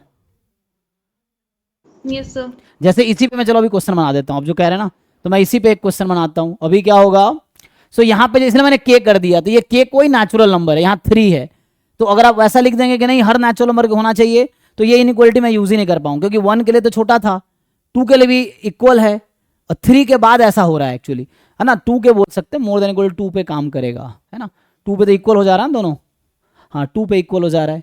तो कई बार ना यहाँ पे के की जगह 2 आ गया, अब 1 के लिए तो ऐसा नहीं हो रहा, 1 के लिए ये ज़्यादा नहीं है इससे, तो इसलिए मैं बोल रहा हूँ कोई हमें मेनली लार्ज एन की बात करनी है। दिस इज होल्ड्स फॉर, मान लो 10 नंबर के बाद ऐसा हो रहा है तो भी कोई दिक्कत नहीं है, still this theorem will hold, because we are interested in n tends to infinity, that's why. तो शुरू के टर्म इस पर कोई इफेक्ट डालेगा नहीं लिमिट पे, सिक्वेंस के शुरू के कुछ टर्म लिमिट पे कोई इफेक्ट नहीं डालता है, मेनली लास्ट के कुछ टर्म इफेक्ट डालता है, ये चीज है। ठीक है, तो अभी के लिए मैं कुछ क्वेश्चन लिख रहा था, देखिए ये क्वेश्चन जैसे है 1/n स्क्वायर, 1/n+1 स्क्वायर और 1/2n स्क्वायर, इसकी लिमिट निकालनी है आपको, पहला क्वेश्चन। सर जी बट ना कंडीशन उस पे नहीं अप्लाई होगा, किस पे, पीछे वाले पे। जैसे यहाँ पे ना आप n की जगह 10 रख लीजिए, हाँ तो 10 टू द पावर 2 तो अच्छा, 100 हो जाएगा। तो उल्टा लिख दिया मैंने, एक मिनट। तो इन जनरल रिलेशन कहाँ पे होगा, हो जाएगा ना, किसकी वैल्यू ज्यादा हो जाएगी, अच्छा इसकी वैल्यू ज्यादा हो जाएगी कब, 1024 हो जाएगी ना। किस n के लिए, हाँ वो लिखने में मैंने गलती किया है, सही कह रहे हैं आप। 4 स्क्वायर कितना होता है 16, और 2 की पावर 4 16। नहीं मैंने 10 के लिए बोला था कि n की वैल्यू 10 होगी तो हाँ 10 रखते हैं, तो 10 के लिए क्या होगा, तब तो इधर 100 हो जाएगा, उधर 1024 हो जाएगा ना। हाँ हाँ एग्जैक्टली। तो इसका मतलब वो मैं बोला हूँ थ्रेशोल्ड क्या है, ऐसा कौन सा नंबर है जिसके बाद ये बड़ा होने लगेगा, हाँ वो मैंने, हाँ यहाँ पे 4 है। 4 होना चाहिए। हाँ 4 है, सही है फिर, हाँ वो मैंने गलत लिखा था, इसका मतलब एक बार चेक कर लीजिए। तो जैसे 1 रखा था शुरू मैंने, तो 1 छोटा था 2 से, फिर 2 रखा तो इक्वल हो गया, 3 रखा तो ये ज्यादा हो गया, 4 रखा तो हाँ, 2 की अब 16 इक्वल हो गया, 5 के बाद वो ज़्यादा हो जाएगा, यस ठीक है। तो मैं भी जो कहना चाह रहा हूँ पर्पस इज फाइन, तो ये जो k लिखा है ये k यहाँ 4 है, ठीक है। ओके जी। सिमिलरली जैसे फैक्टोरियल का भी रिलेशन इस तरह से होता है, अगर आपको ज़रूरत पड़े कि लाइक मैं अगर पूछूं आपसे कि ये जो 2 की पावर n है और n फैक्टोरियल है, इसमें क्या रिलेशन है?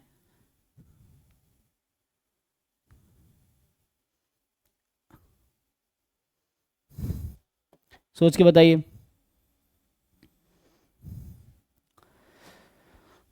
सो this holds for all n more than equal to 4। तो हम यहाँ पे सैंडविच थ्योरम में जरूरत पड़ेगी तो इस तरह की इनइक्वालिटी यूज करेंगे हम। अभी बोल रहा हूँ इनमें क्या रिलेशन है, ये n स्क्वायर और n फैक्टोरियल में क्या रिलेशन है? फैक्टोरियल वाला बड़ा होता है। हाँ, factorial is greater than square. किस n के लिए, फॉर व्हाट n? ई होता है शायद। अरे 1 पे तो इसकी वैल्यू कम है, इसकी ज्यादा है। ई से ज्यादा था मींस हाँ वही बोल रहा हूँ। 2.177। हाँ तो यहाँ 2 रखेंगे तो ये 2 हो जाएगा, ये 4 हो जाएगा। 3 रखेंगे तो ये 6 हो जाएगा, ये 8 हो जाएगा। 4 रखेंगे तो ये 16 हो जाएगा, ये 16 हो जाएगा। नहीं सॉरी 4 फैक्टोरियल 24, सॉरी 24 और ये 16 हो जाएगा।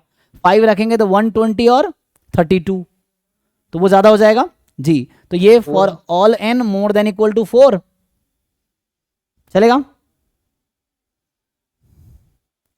और आप बताइए नेक्स्ट। हाँ ऐसे ठीक है, कोई बात नहीं, इस फाइन। अब मैं ये बोल रहा हूं कि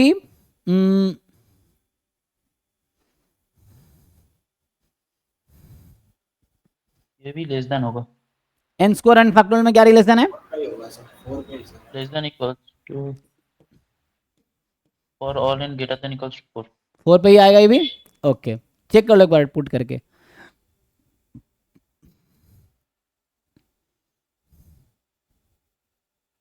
ठीक है तो अभी ये हो गया। अभी इसका आंसर बताओ, इस क्वेश्चन को सॉल्व करो।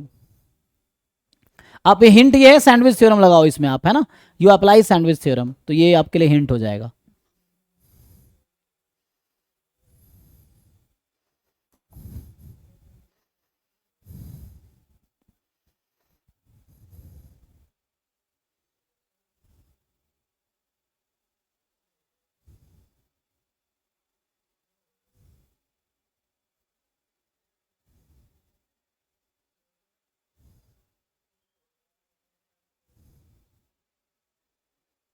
जीरो होगा।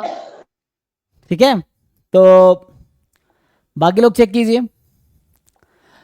इसमें मेनली क्या करना होगा आपको, देखना है इसमें n टर्म्स हैं, पहला टर्म, दूसरा टर्म, तीसरा टर्म, ऐसे करके n टर्म्स हैं।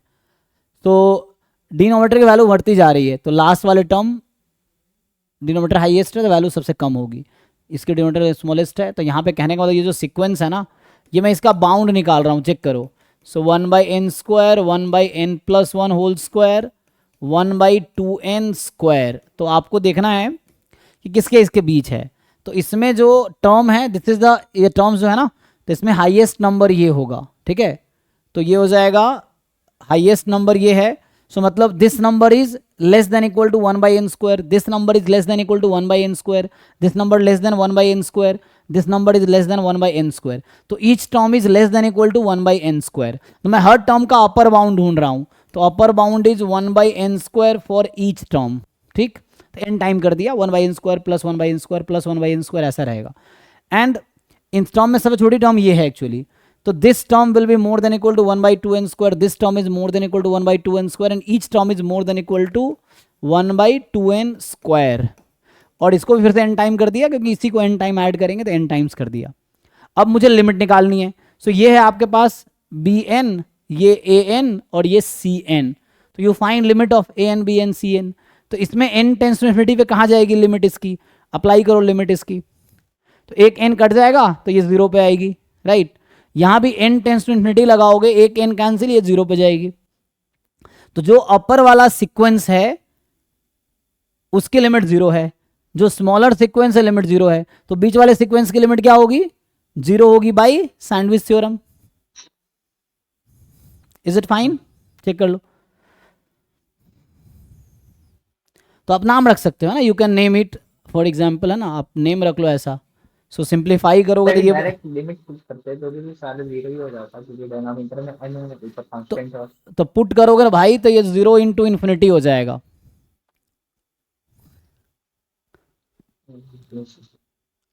और 0 इंटू इन्फिनिटी इंडिटर्मिनेट टर्म है।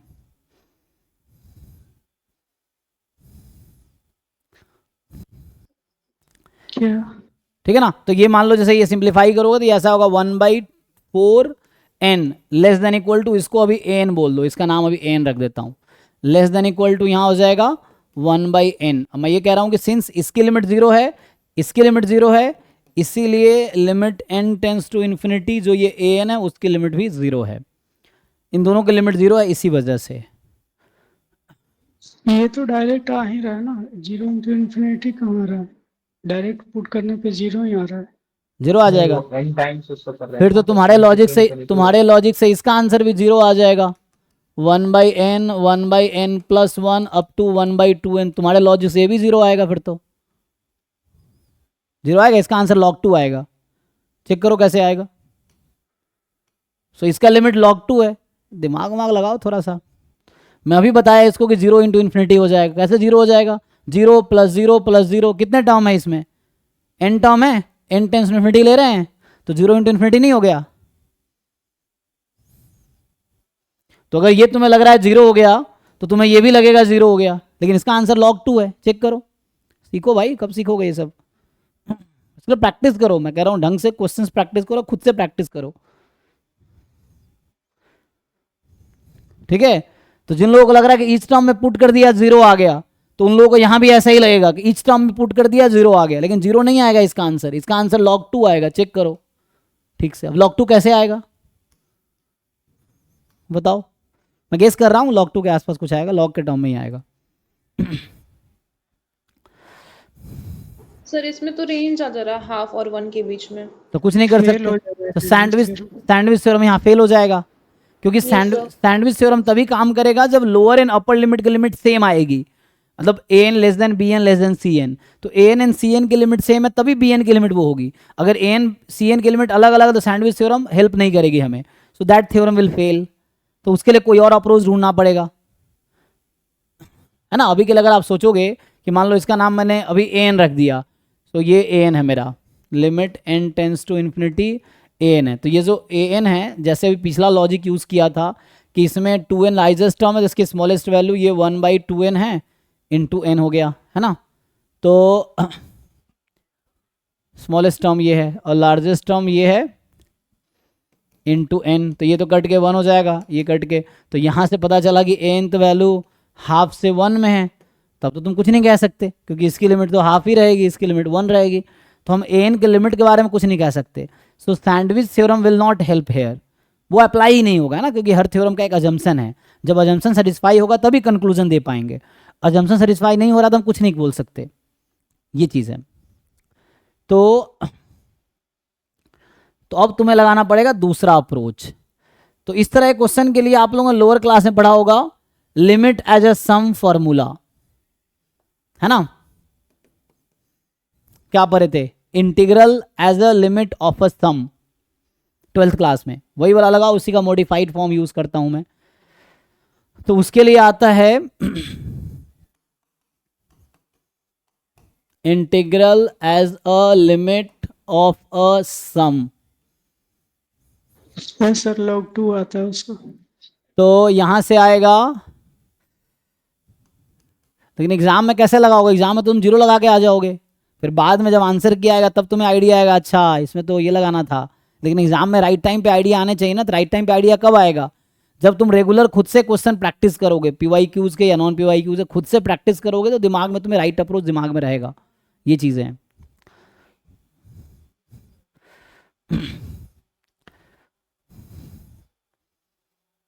तो यहाँ से क्या होगा, इसमें मैं सीधा सा फॉर्मूला लिख देता हूँ, आपको याद होगा उसमें क्या होता था, जब डेफिनेट इंटीग्रेशन आप लोग डिफाइन करते थे A से B में, है ना, इस तरह से होता था, तो आप रेक्टेंगल्स में ब्रेक करते थे, ईच रेक्टेंगल का एरिया निकालते थे, है ना, ईच का लेंथ B-A/n को h मानते थे, उससे करते थे। तो मैं सीधा से उतना ना करके प्रूव करके मैं सीधा से एक फॉर्मूला लिख देता हूँ। So let fx be a continuous function f x कोई कॉन्टिन्यूअस फंक्शन है, देन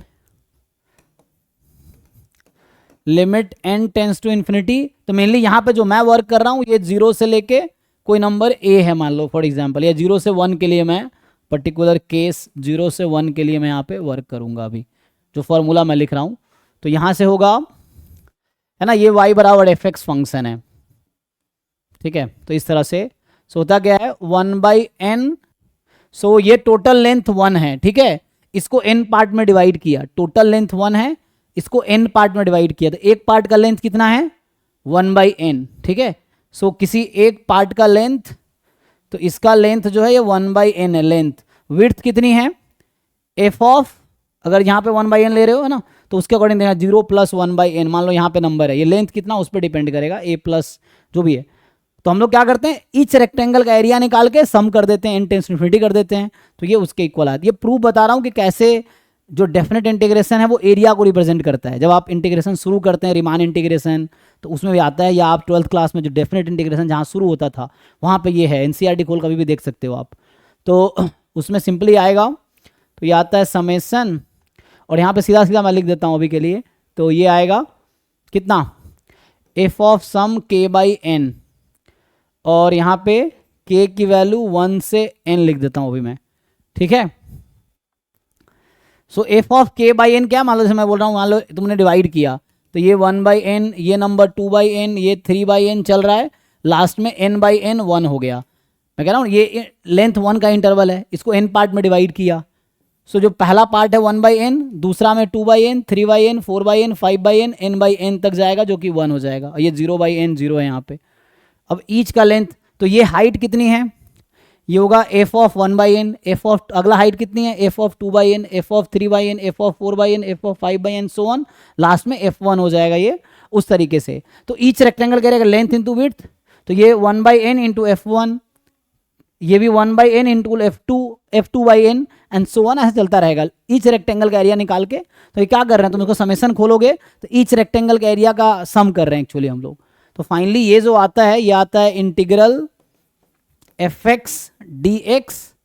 अब यहाँ देखो होता क्या है, यहाँ पे ट्रांसफॉर्मेशन कैसे होता है, सो x जो होता है वो k/n है, ये जो k/n है वो x बनता है, और ये जो 1/n है ये कहीं ना कहीं dx बनता है, समझ लो, ये समेशन कन्वर्ट हो जाता है इंटीग्रेशन में, ठीक है। तो यहाँ से तुम रेंज भी निकाल सकते हो, कई बार कन्फ्यूजन हो कि x का रेंज क्या लेंगे, तो x की वैल्यू जैसे यहाँ 1 से स्टार्ट है, अगर 0 से स्टार्ट होगी तब भी कोई दिक्कत नहीं है, 0 में ये लोअर बाउंड से स्टार्ट किया है, उसमें अपर बाउंड से स्टार्ट किया, n टेंस टू इन्फिनिटी पे सब बराबर ही आ जाएगा, ये दोनों n जब इन्फिनिटी कर देंगे तो ईच पार्ट का लेंथ लगभग 0 आ जाएगा। मैं कह रहा n पार्ट में डिवाइड किया तुमने, तो n टेंस टू इन्फिनिटी कर दो, तो एक पार्ट का लेंथ 1/n है, तो 1/n 0 को अप्रोच करेगी, तो ये लोअर बाउंड और ये अपर बाउंड, मतलब ये जो हाइट है और ये हाइट है दोनों चिपक जाएगी, मतलब दोनों क्या होंगे, ले भी सेम ही हो जाएंगे n टेंस टू इन्फिनिटी के लिए, तो इसका बीच का गैप खत्म हो जाएगा ना। तो कहने का मतलब ये है यहाँ पे आपके पास कि F x D x and limit क्या लेंगे, तो k/n, k को 0 से इन्फिनिटी रखो या 1 से इन्फिनिटी रखो, सेम बात है। मैं कह रहा हूँ 0 से इन्फिनिटी तब भी कोई इफेक्ट नहीं पड़ेगा,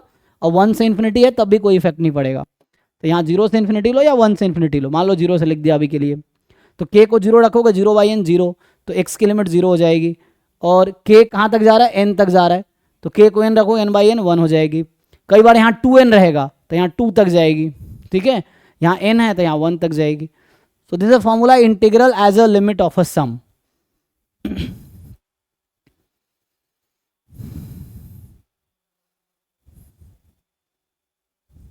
इसको लगाओ इस क्वेश्चन में। अब ध्यान से, वो k/n को x रखना होता है, अब वो इंटीग्रल समेसन इंटीग्रल बनता है, 1/n dx बनता है, समझो। अब इसको इस पे लगाओ, तो जब तुम इसको लिखोगे, ये जो लिख रखा है ना, इसको तुम अगर ठीक से लिखोगे तो इसको हम ऐसा लिख सकते हैं, limit n tends to infinity summation, एक तो पहले तुम एक n कॉमन ले लो, कॉमन लोगे तो क्या बनेगा, पहले 1/n बाहर निकालो इसमें से, सो 1/n बाहर निकालोगे तो बचेगा 1 + 1/n 1 + 2/n, यही चलेगा, लास्ट में n + n है, तो ये होगा 1 + n/n, यही कन्वर्ट हो जाएगा। इसको समेसन में लिख देता हूं मैं, देखो, so limit n tends to infinity 1/n, इसको समेशन में ऐसा लिख सकते हो 1/1 plus k/n, k from 1 to, ये यहाँ पे देखना है तो 1 प्लस 0/n है ये, तो k फ्रॉम 0 टू n ऐसा है। या तुम्हें ऐसे दिक्कत हो तो डायरेक्टली मैं इस क्वेश्चन को ऐसा लिख सकता था, अगर तुम्हें वैसे प्रॉब्लम हो तो you can directly write n tends to infinity, जो ये क्वेश्चन है एक्चुअली ये ऐसा है n plus k from 0 to n, वैसे भी तुम देख सकते हो। देखो, so you can directly write, ये जो एक्चुअल क्वेश्चन है ऐसा लिख सकते हैं कि नहीं, इसको मैं, है ना, इस वाली चीज़ को मैं ऐसा लिख सकता हूँ n प्लस k को 0 रखेंगे 1/n, 1 रखेंगे 1/n plus 1 and so on, k को n रखेंगे 2n, तो वैसे ही है। तो ये इसकी फिर चक्कर खत्म हो जाएगा, फिर ये तुम्हें लिखने की ज़रूरत नहीं पड़ेगी, है ना, तो सीधा सीधा यहाँ से तुम यहाँ पहुँच जाओगे। देखो, तो वैसे भी कर सकते हो तुम कि डिनोमिनेटर से n कॉमन ले लिया तो बचा 1 प्लस k/n।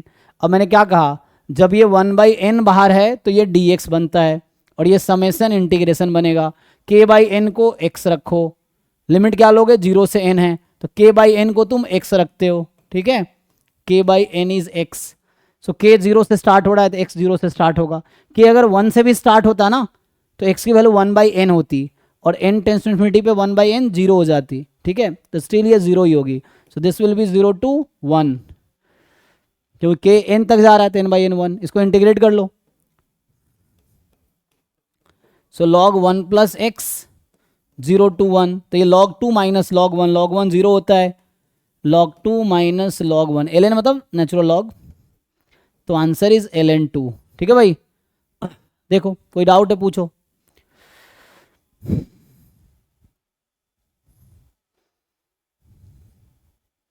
तो यहाँ पे sandwich theorem will not help, sandwich theorem will not help या फेल्स, ऐसा समझ लो, सैंडविच थ्योरम फेल्स।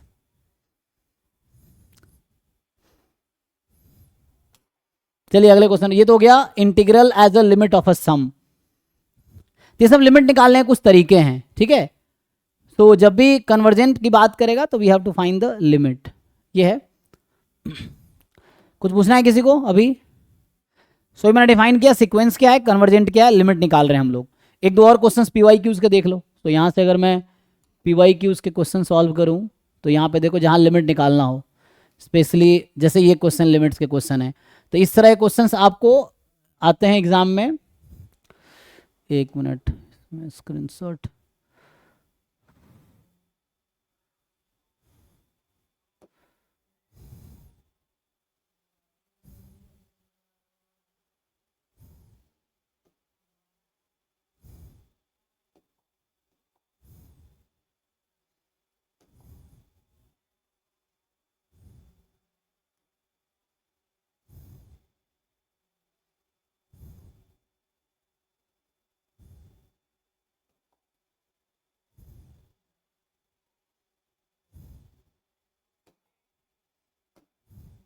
ठीक है, तो जैसे लिमिट निकालनी है इसके, अब ये सब सिंपल क्वेश्चंस हैं, आपको लिमिट निकालना है तो अरे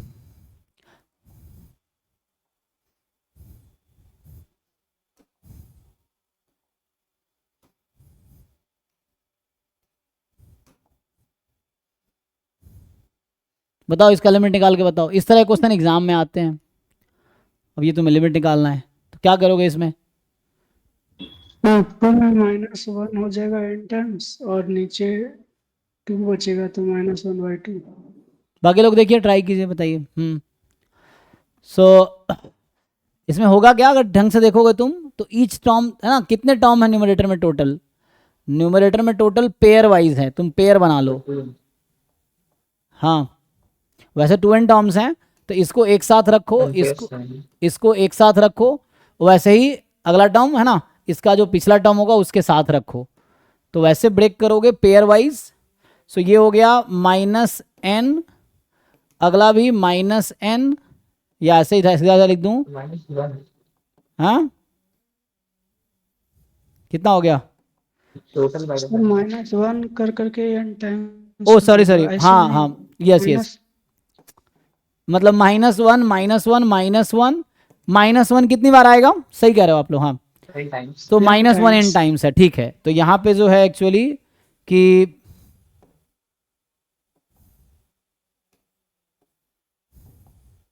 तो यहाँ पे ये -1 n टाइम है, limit n tends to infinity, और यहाँ पे एक काम करो इसमें से है ना, चलो अभी रहने दो, तो मैं कह रहा हूँ -1 n टाइम होगा, तो टोटल -n डायरेक्टली लिख देता हूँ, और इसमें से एक काम करो n निकाल लो कॉमन, इन सब में से n कॉमन निकालो, तो ये 1 + 1/n², रूट में से n² निकालो, और रूट में से n² निकाल रहा हूँ मैं क्योंकि मुझे दिख रहा है आगे कैंसिल होगा, सो 1 - 1/n², ऐसा ही है। अब ये जो न्यूमरेटर है वो -n हो गया, तो अब आपको समझ आ ही गया सब लोगों को, -n अपॉन यहाँ है n टाइम √1 प्लस, ये सब ट्रिक है, आपको कैसे पता चलेगा? सॉल्व करने के बाद, जब तुम ट्राई करोगे 4 तरीके गलत करोगे, 5वां तुम्हें सही क्लिक करेगा, तो उसके लिए खुद सॉल्व करना पड़ेगा पहले, इसलिए सॉल्व एग्जाम्पल देखते हैं हम लोग कि वहां से आपको आइडिया मिलता है, अच्छा ऐसे कर सकते हैं, फिर आप खुद से ट्राई करो इन सब क्वेश्चंस को, यही क्वेश्चंस जो मैं क्लास में करा रहा हूँ घर पे खुद से सॉल्व करो क्लास के बाद, एंड देन बाकी क्वेश्चंस भी असाइनमेंट के ट्राई करो, ग्रुप में मैंने भेज दिया क्लब या 2 में, ठीक है। तो यहाँ से क्या होगा, अब ये n और ये n कट गया, अब n को इन्फिनिटी रख दो, तो 1 + 1/∞, 1/0, 1 + 0 1, 1 - 0 1, तो 1 + 1 2, तो फाइनल आंसर कितना आ गया? -1/2। चेक कर लीजिए, ठीक है। तो इस तरह के क्वेश्चंस आपको मिलेंगे, किसी को डाउट है तो पूछो, देखो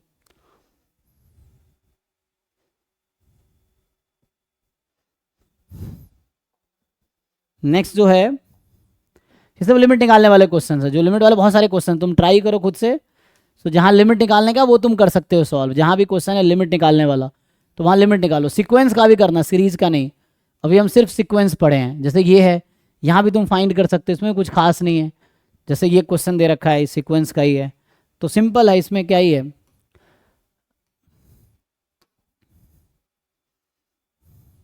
आप पूछ रहे हो बताओ इसका लिमिट क्या होगा, ये भी PYQ का क्वेश्चन ही है, सो what is the limit, solve करके देखो।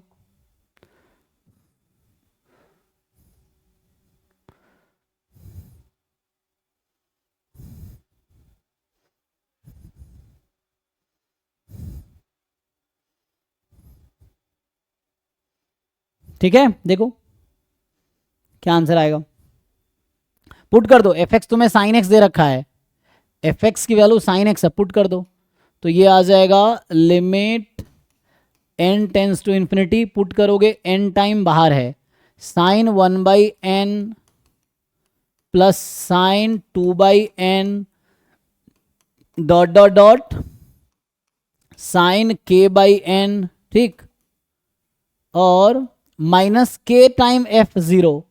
हाँ, अब खुद देखो ये क्या कर रहा है, ये -k टाइम f0 है,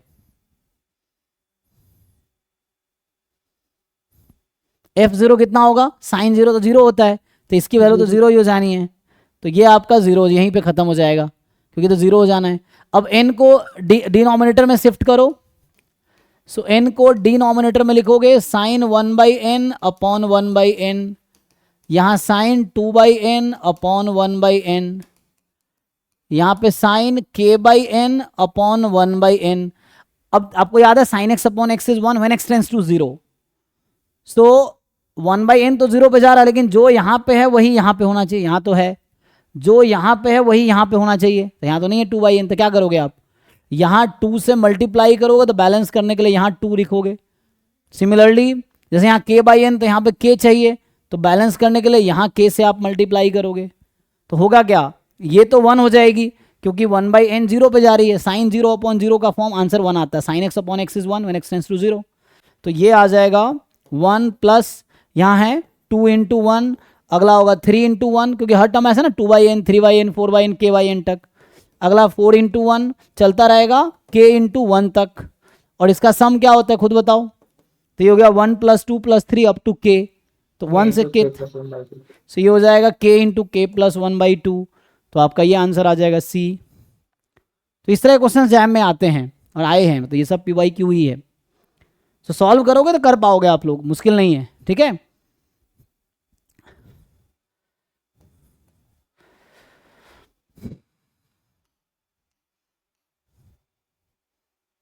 अभी इस पे डिस्कस करूंगा ना, तो ये सब थ्योरम्स हैं, हालांकि ये भी एक थ्योरम है, तो ये जो लिख रखा है एक थ्योरम आता है यहाँ पे अगर मैं आपको थ्योरम लिखाऊं कि जैसे कई सारे थ्योरम्स आएंगे जैसे लिमिट निकालने के लिए ना, तो ये जो थ्योरम इसने लिख रखा है कि यहाँ होता क्या है एक थ्योरम कि let a n be a sequence of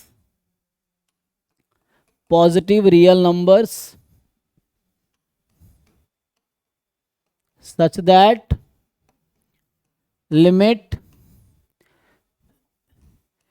an plus 1 upon n tends to infinity ये लेस देन 1 हो जाए, ठीक है। ये कुछ थ्योरम्स हैं जिसका प्रूफ है, तो प्रूफ आगे डिस्कस करेंगे अभी। मतलब ये तो ईजी है प्रूफ इसका, अगर जिन लोगों को सीरीज का आइडिया है तो ये आपको याद होगा रेशियो टेस्ट में ऐसा होता है, सीरीज कन्वर्जेंट होती है, सीरीज कन्वर्जेंट है तो एन की लिमिट 0 आ जाती है।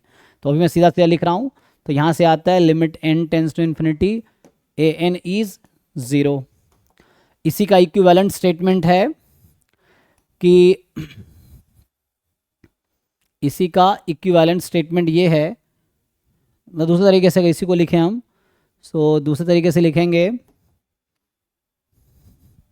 कि यहाँ इसके बजाय ये है ए एन की पावर 1/n या मॉड ए एन की पावर 1/n समझ लो, ए एन की पावर 1/n लेस देन 1 तब भी ऐसा होगा, ठीक है। सो तब भी लिमिट जो होगी वो ऐसी होगी, ठीक है। सो ऐसा रहेगा, ये कुछ जैसा अभी जो क्वेश्चन देख रहे थे ये इसी है बेस्ड क्वेश्चन है, ध्यान से देखो। पहले थ्योरम समझ लो कि अगर ए n plus 1 upon a N less than 1 तो ए एन की लिमिट 0 ही आएगी, ये थ्योरम है। हर थ्योरम का प्रूफ होता है, तो प्रूफ यहाँ मैं डिस्कस नहीं करता हूँ बट यू कैन प्रूफ। तो जैसे ये क्वेश्चन देखो, ये जो क्वेश्चन लिख रखा है लास्ट वाला, अगर इसकी मैं बात करूं तो यहाँ से क्या होगा, कुछ नहीं है इसमें, बस तुम्हें थ्योरम पता है तो इजीली निकाल पाओगे तुम। इसने कहा है कि a n be a sequence of positive real number such that a n plus 1 upon a n half है, तो हाफ मतलब लेस देन 1, तो ये लेस देन 1 है। तो यहाँ से क्या पता चलता है कि ए एन की लिमिट कितनी होगी 0 थ्योरम के हिसाब से।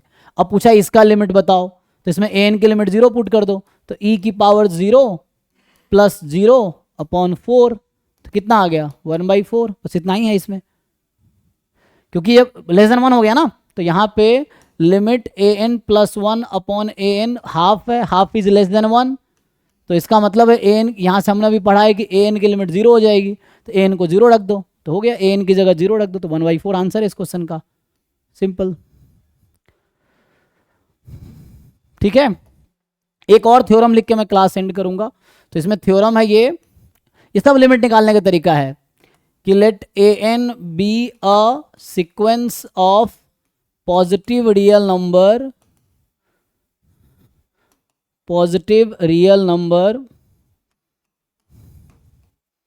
सच दैट, मान लो limit n tends to infinity a n l है, देन पहला पार्ट कि इसका जो एरिथमेटिक मीन होगा a1 plus a2 plus an upon n, इसका लिमिट भी l ही होगा।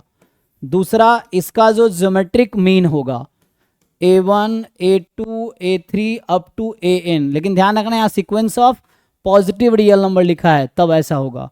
इसकी पावर 1/n, ज्योमेट्रिक मीन भी l आएगा।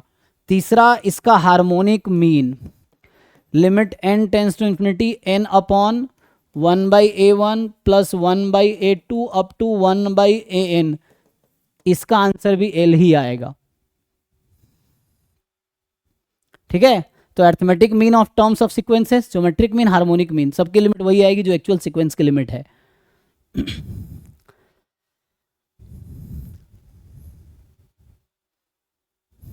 इस पे एक क्वेश्चन देख लो, फिर खत्म। मान लो एक क्वेश्चन है सिंपल कि आपके पास है ना, हमें जानते हैं, हमें पता है कि लिमिट 1/n की लिमिट क्या होती है 0 होती है, दिस वी नो। तो इसी पे जैसे अगर पूछ लेता है कोई कि वो, अच्छा ये तो ऐसे जानते ही ऑब्वियस है, लेकिन जस्ट मैं वेरीफाई कर रहा हूँ। तो जैसे यहाँ पे आ जाएगा 1 plus 1/2 plus 1/3 upon 1/n upon n, तो ध्यान दो a1 a2 a3 a4 an upon n, ये अरिथमेटिक मीन है किस सीक्वेंस का, an का। तो इसकी लिमिट वही आएगी जो एक्चुअल सीक्वेंस की आएगी 1/n, तो ये 0 होगी। या कभी ऐसा पूछता है कि what is limit n tends to infinity 1 into 1/2 into 1/3 into 1/n। ये देखो ध्यान से, ये 1/n फैक्टोरियल है, सो 1/n फैक्टोरियल ही है ये। और इसकी पावर पूछ लेगा, बताओ 1/n, यही था। सो इसकी पावर 1/n, सो इनडायरेक्टली ये है limit n tends to infinity 1/n factorial, इसकी पावर 1/n। तो हम क्या जानते हैं, a1 a2 a3 an की पावर 1/n, तो इसकी लिमिट वही होगी जो एक्चुअल सीक्वेंस की लिमिट है। एक्चुअल सीक्वेंस की लिमिट क्या है, ये 0। So this limit will be same as this, जो कि 0 है। तो ये तुम याद रख सकते हो, फॉर्मूला एक आ गया, याद रखोगे आसान रहेगा। 1/n फैक्टोरियल की पावर 1/n 0 है, और यहीं से मैं ये भी लिख सकता हूँ limit n tends to infinity n factorial की पावर 1/n प्लस इन्फिनिटी आएगी, रेसिप्रोकल कर दिया क्योंकि ये तो 0 है ना। सो दिस इज 0, तो इसका रेसिप्रोकल इन्फिनिटी, तो n फैक्टोरियल की पावर 1/n इन्फिनिटी आएगी। सिमिलरली हार्मोनिक मीन अगर पूछ सकता है, हार्मोनिक मीन तो वही रिड्यूस हो जाएगा, हार्मोनिक में तो कुछ खास नहीं आएगा। Limit n tends to infinity n upon, और इसके टर्म्स 1/2 है, तो इसका रेसिप्रोकल करेंगे, ये तो यही आ जाएगा। तो ये तो आप वैसे भी निकाल सकते हो, लेकिन मैं कह रहा हूँ इसका आंसर चेक करो, वही आएगा जो 1/n का लिमिट आएगा। इसको तुम लिख सकते हो ना n into n plus 1/2, simplify कर लो तब भी आ जाएगा। तो अभी बस मैं थ्योरम को वेरीफाई कर रहा था एग्जाम्पल के थ्रू, इस थ्योरम को। ठीक है, तो आज यहीं स्टॉप करते हैं, अगले क्लास में आगे कंटिन्यू करता हूँ। टाइम हो गया ना, ज़्यादा ही हो गया। ठीक है, तो अभी के लिए हमने क्या डिस्कस किया, sequence, their convergence and limits. ये वाला पार्ट मैंने अभी आज आपको डिस्कस किया है कि सीक्वेंस क्या होता है, उसके कन्वर्जेंस का क्या मीनिंग है, एंड लिमिट कैसे फाइंड करनी है। तो लिमिट से कुछ रिलेटेड थ्योरम्स लिखे हैं। असाइनमेंट जो भी लिमिट के क्वेश्चंस आप ट्राई कीजिए, ग्रुप में मैंने भेजे हैं, वो ट्राई कीजिए, फिर कल आगे हम कंटिन्यू करेंगे। ठीक है ना, तो इसमें और थ्योरम्स आएगा क्योंकि बहुत सारे थ्योरम्स है, तभी और डिस्कस करेंगे कल। बाकी आगे मैं ऐसे यहाँ से स्टार्ट करूँगा, लेकिन बीच में क्वेश्चंस आएगा तो वहाँ डिस्कस करेंगे। कल ये वाला पार्ट डिस्कस करेंगे, तो ये तो आसान ही है, कॉची सीक्वेंस कुछ खास नहीं है, तो इसमें ना आगे कल डिस्कस करूँगा। अभी यहीं स्टॉप करता हूँ, चलो थैंक यू। अभी क्लबिया 1 की क्लास होगी, तो वहाँ लीनियर अलजेब्रा स्टार्ट होगा, जिनको रिवाइज करना हो तुम लोग